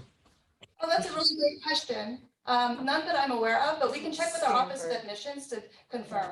I don't think that's ever been an issue with my experience in law student placements in terms of like their fellowships. They all end in August at the same date. Well, that's the yeah. If you're on a semester system, that's great. If you're In on a quarter Southern system, it's California, not. I don't see it. It hasn't been an issue for programs. I don't know about Northern California. We can look into that and then adjust the timeline if needed. Chicago. So this is like I have one comment, and if you can go back one slide, we will vote on that proposal. So this is a good news situation. We're gonna end up giving money to young law students who are gonna end up working in legal services organizations at a significant and much more competitive amount than often what grants have been. The one thing I want to flag on this is that to the extent you're making the case to the legislature for continuing the funding, the May revise is really like there's gonna be a budget proposed in January, it's gonna be revised in May, passed on June 30th. We are not gonna have the data Yep. in the fall period, if that's when it's collected, to sort of make the pitch. So the way I guess I would just flag for staff is a pretty substantive report probably needs to go to the legislature if we want to get it back in the budget for July 1. Meaning like, hey, this money's out, we Oh, did so- this, we. So this I'm sorry, maybe I misspoke. The statute goes 2023 and 2024. Oh, it's a 2-year. Yeah, it's 2 years. Okay. Yeah, so, Yes, so we do have great. a little bit of time. And then next year Yes. we'll have a Yeah. next report. Okay, all right, good. Okay, let's vote. Bonachay, last thing. Yeah, really quick question. Elizabeth, is this a joint initiative with COAF? This is not a joint initiative with COAF. Though if the commission wants, we could seek their input. You know, years ago, we started to talk about how to bring both sides of the office and work collaboratively on some of these issues. And I'm thinking this might be ripe for one of those. And if there's a working group and folks on that side would also want to participate in the working group, this might be a good initiative. That's a great Just a idea. thought. That's a great idea. We could perhaps helping to score, review applications and score with the committee here. And maybe we can run the RFP because they're like, if we're trying to encourage, incentivize rural or perhaps they can. Islands. Great. I think in the June meeting, it'd be awesome to see who was good. Yes, yes, definitely. So maybe someone will even come to a meeting. Ooh, that'd be great, yeah. Okay, roll call. vote. Okay. Schreiber, Yes. Monserrat, Yes. Connolly. Yes. Agagi, Yes. Ball, Yes. Whitemaster, Yes. Blakemore, Yes. Bochelli, Yes. Campbell, Yes. Galkin. Jason, are you still there? I unmuted it. Said yes, but it clearly did not pick up. Yes. Mason, Yes. King, Yes. Klein, Yes. Cruz, Lee, Mahoney, Yes. Meeker, Yes. Vargas. Motion passes. Great, thank you, everyone. Thank you. It's gonna be fun. Okay, HP4. We have a very short update from the HB4 committee, Jennifer and Jim. And just a reminder, the HB4 competitive grant recommendations will be coming at the December commission meeting.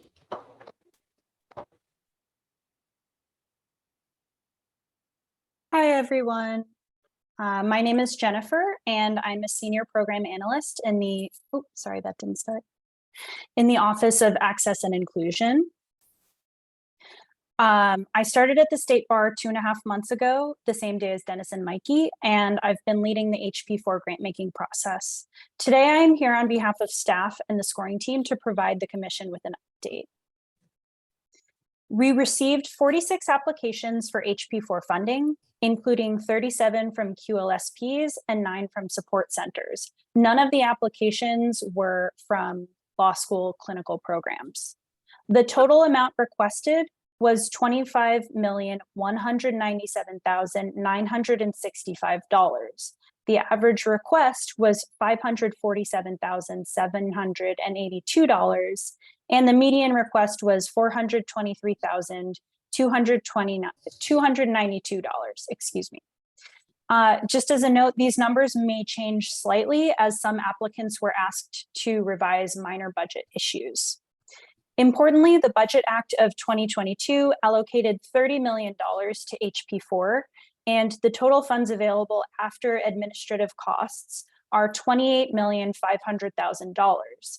This means that $3,302,035 will remain if the commission funds all projects completely. Several factors contributed to the remaining funds. While HP2 and 3, as well as the consumer debt grants, have a 3-year period, HP4 is half that with an 18-month period. Additionally, HP4 will overlap with both HP2 and 3. Compounding all of these factors are continued difficulties in hiring and retention reported by grantees. The scoring team recommends that the commission allow HP4 grant recipients to apply for supplemental funding during the grant period to further support non-state bar funded partners and subgrants, as well as to provide new subgrants to additional community-based organizations and local jurisdictions as appropriate. The scoring team has met 4 times thus far and has discussed and scored all of the proposals. We will meet once more tomorrow to finalize our post-scoring analysis and recommendations. To provide you with some insights into how proposals fared, 33 proposals, or over 71%, scored points for serving rural communities.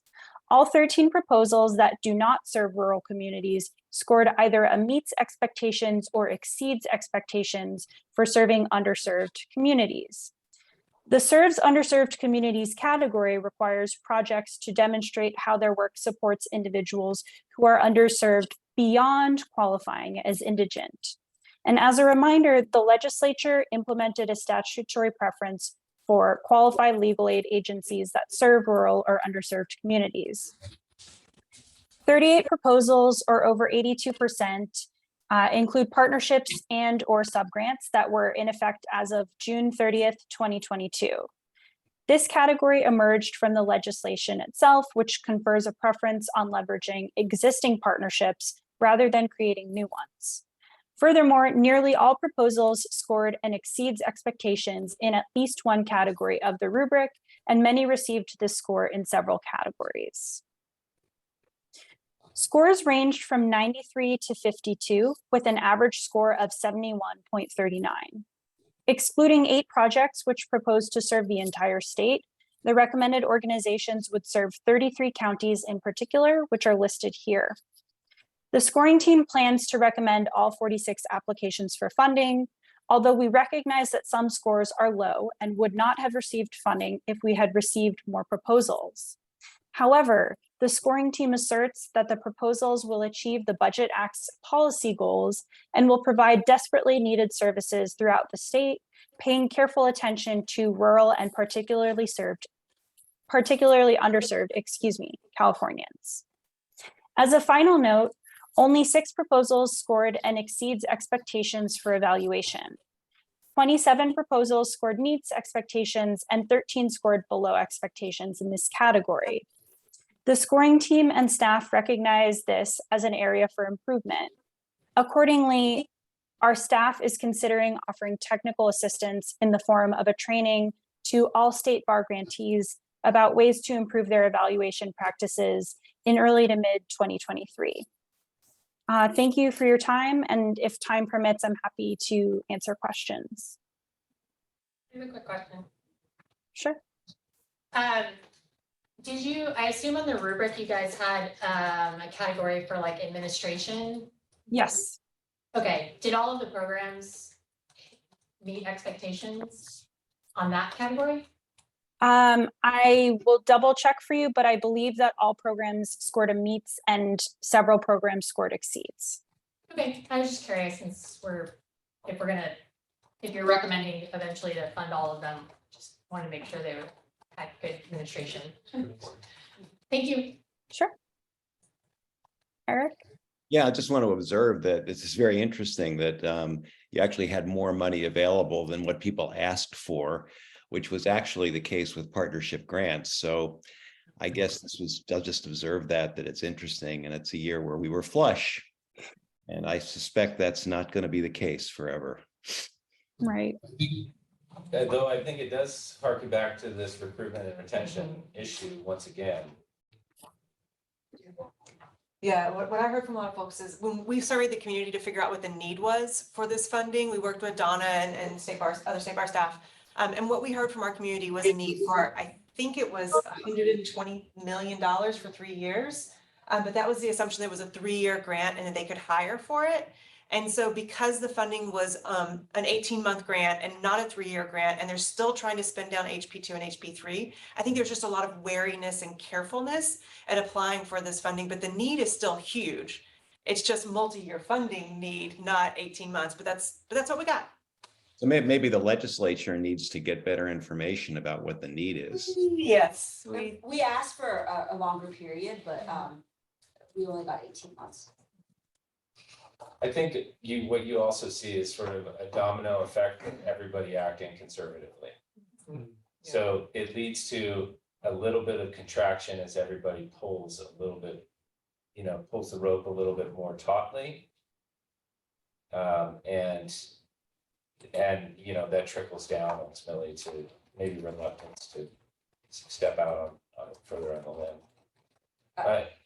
Any other questions? I'll just add the recruiting and hiring for 18 months. I've heard from programs it's really, really challenging.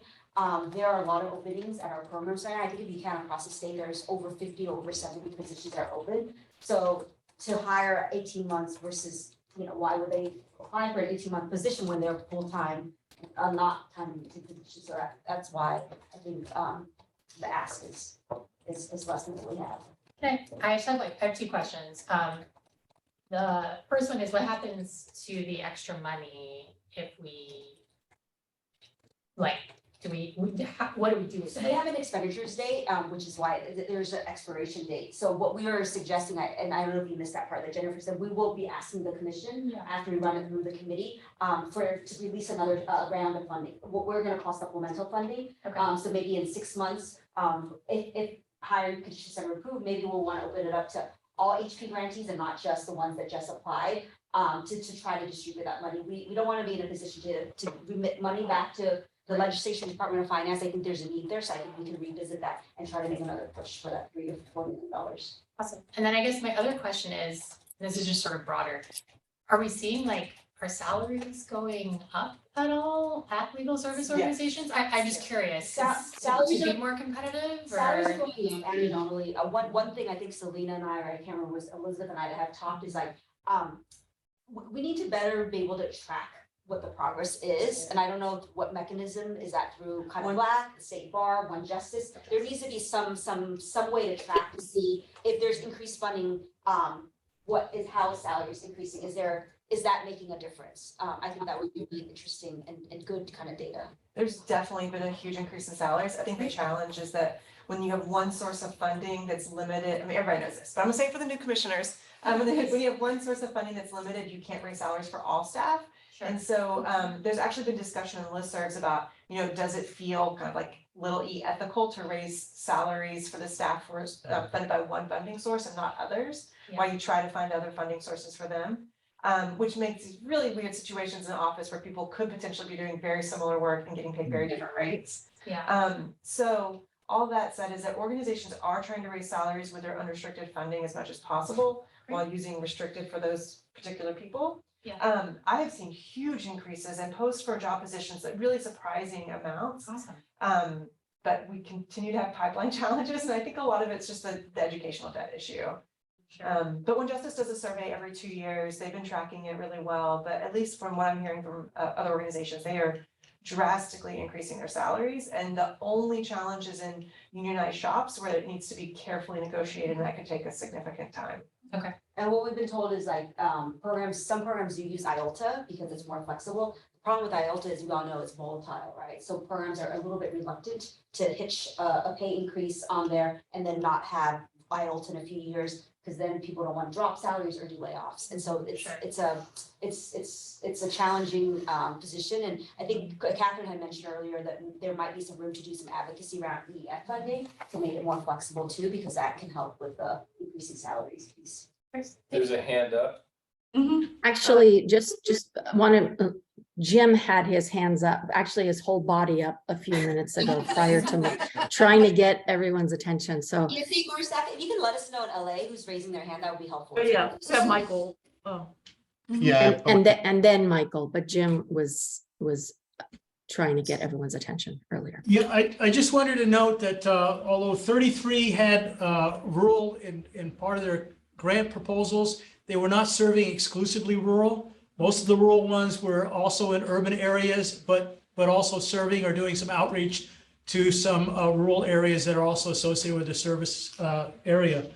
Two, on the comment about maybe this is getting saturated, I do want to note that CRLA, which is a big rural provider, and HP3 did not apply for a discretionary grant because they had a large formula grant. But this time around, since there was no formula grants on the HP4, they did apply for, we are recommending funding them. And then finally, on the evaluation, I think there was only three, Jennifer can correct me, but I think there was only 3 or 4 of these programs that actually funded some sort of evaluation. And one of them, in their explanation of why they were asking for money for evaluation, were basically asking for a pro rata share of the cost of their yearly audit, which is not an evaluation. So for those that are using, or that are on scoring teams that are reading these things, please look at these budget allocations because they can be a little tricky. Yes, it's a carryover.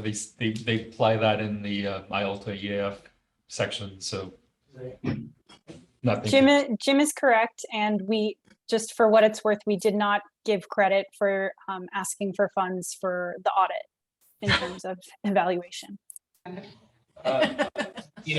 Two quick points. One is that the increase in salaries, I think, is tied to the failure to retain. Because what you find is that when positions become vacant, you have to advertise at a higher rate in order to recruit. So there's actually a depressive effect on salaries for people who are actually retained, which is sort of something to keep in mind. And then the second thing I just wanted to note that the HP scoring committee, when we went over, we had a very robust discussion about the DEI work, and I just wanted to apprise the commission that was something that we spent a lot of time talking about in the subcommittee when we were scoring. Maybe something will sort of emerge out of that warrants the commission's attention, but it is something that we were paying attention to. Okay, thank you, Jennifer. Appreciate it. Thank you. Thanks to the scorers and staff work on that, just more generally. All right, number 6.1. Okay, the next agenda item is from the Eligibility and Budget Review Committee. Catherine, who's the chair of the committee, will be presenting. I apologize, Eric Carroll's not available today, and Shannon's going to show the slides. Juan, Catherine unfortunately had to leave to go to the airport, so she is not available to present as planned. She asked me to convey that. Yes, if I'll do it. If you pull up the slides, it's the deck after the carousel. It's just the one. Okay. It's on the same. It's the same. Okay. Yeah.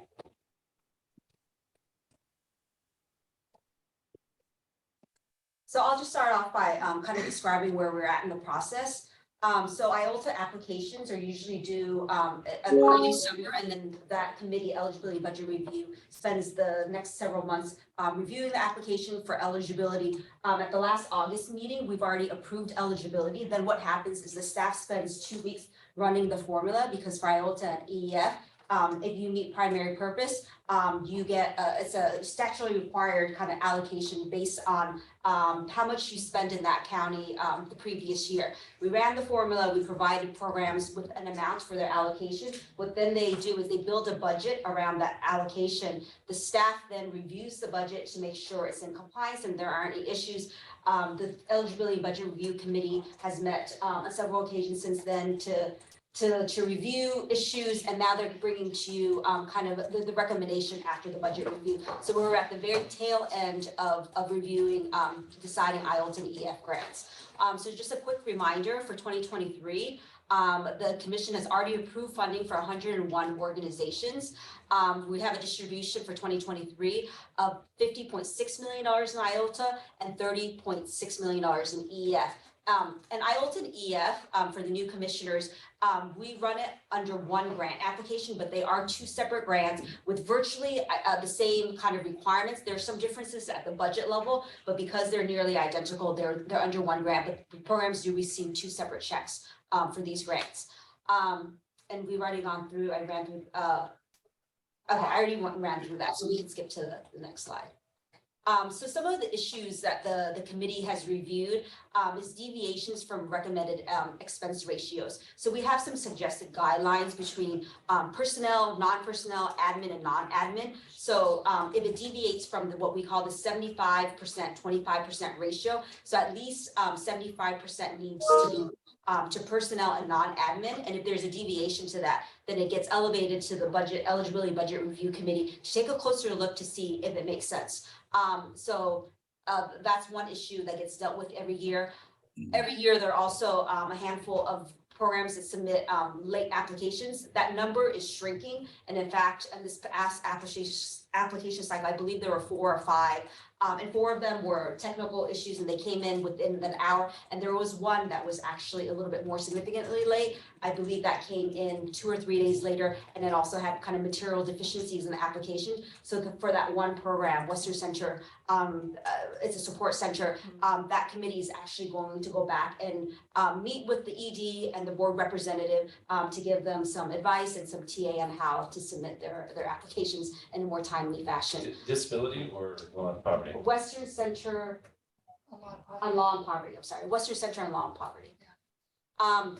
The committee also, if there are capital addition requests, which there were none for 2023, will review, and if there are non-qualifying activities, which we're really pleased to report that there are programs did not budget for anything that was not qualifying. So there weren't any additional eligibility and budget review kind of meetings with programs. It was very clean kind of review process this year. And I think the next slide is the next slide is a resolution. There are no significant issues to bring to your attention. We are recommending that all the budgets be approved for 2023. Great.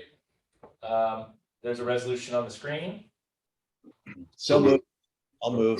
Let Eric have it all second. Okay, great. Eric moves, Jeff, okay. Schreiber, Yes. Asaraf, Yes. Connolly, Yes. Aglagi, Yes. Ball, Yes. Whitemaster, Yes.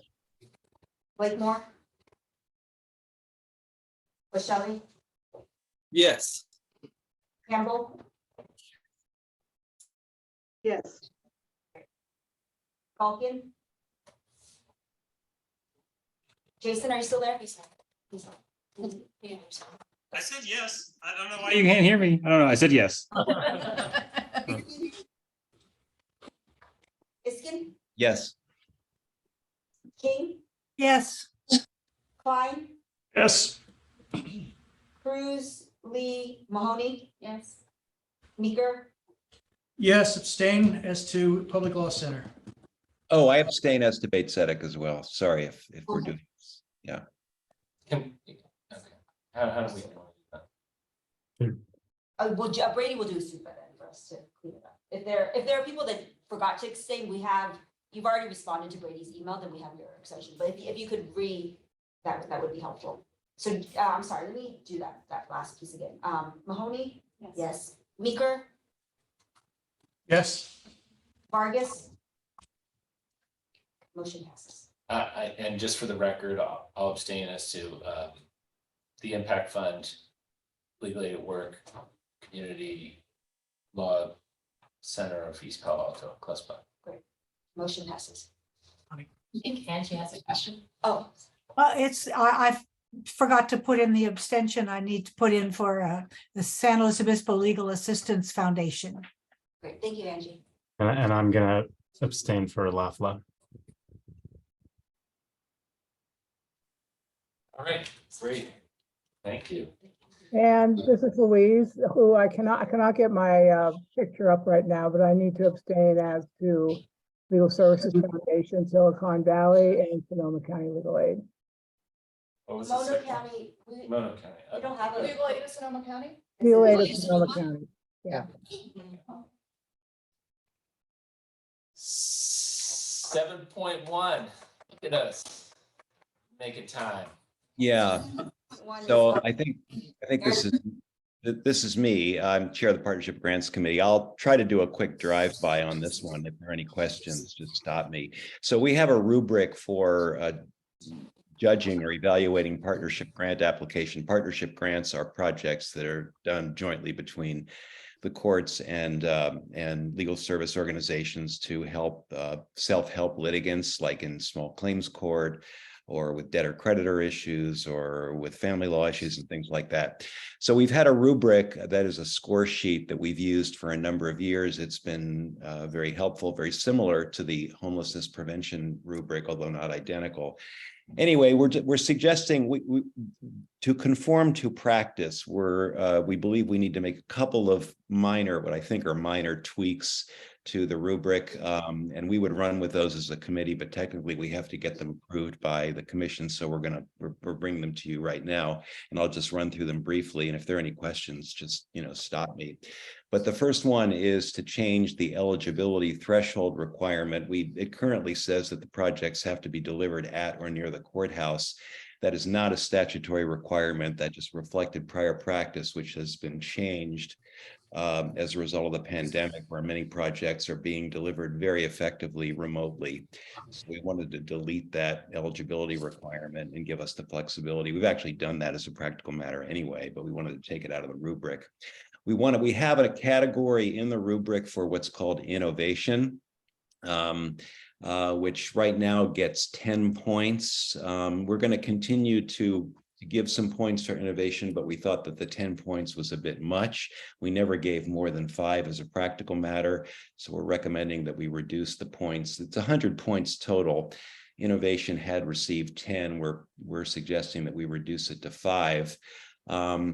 We had a category in the rubric for project budget, which tended to be not terribly useful. And so what we ended up doing is taking that, or we're recommending that we take that project budget category out of the rubric, but fold in an evaluation of budget into one of the other categories in the rubric called project impact. So we'll, as part of evaluating project impact, we will look at sort of how much money is being spent to deliver the forecasted deliverables. So we'll look at it that way. We'll take budget out of the rubric. We have something called continuity planning.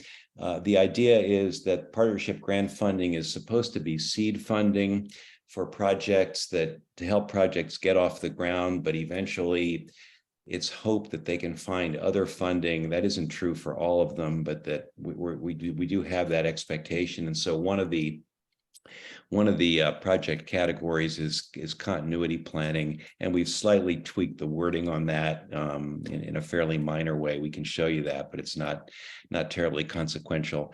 And then we also have a category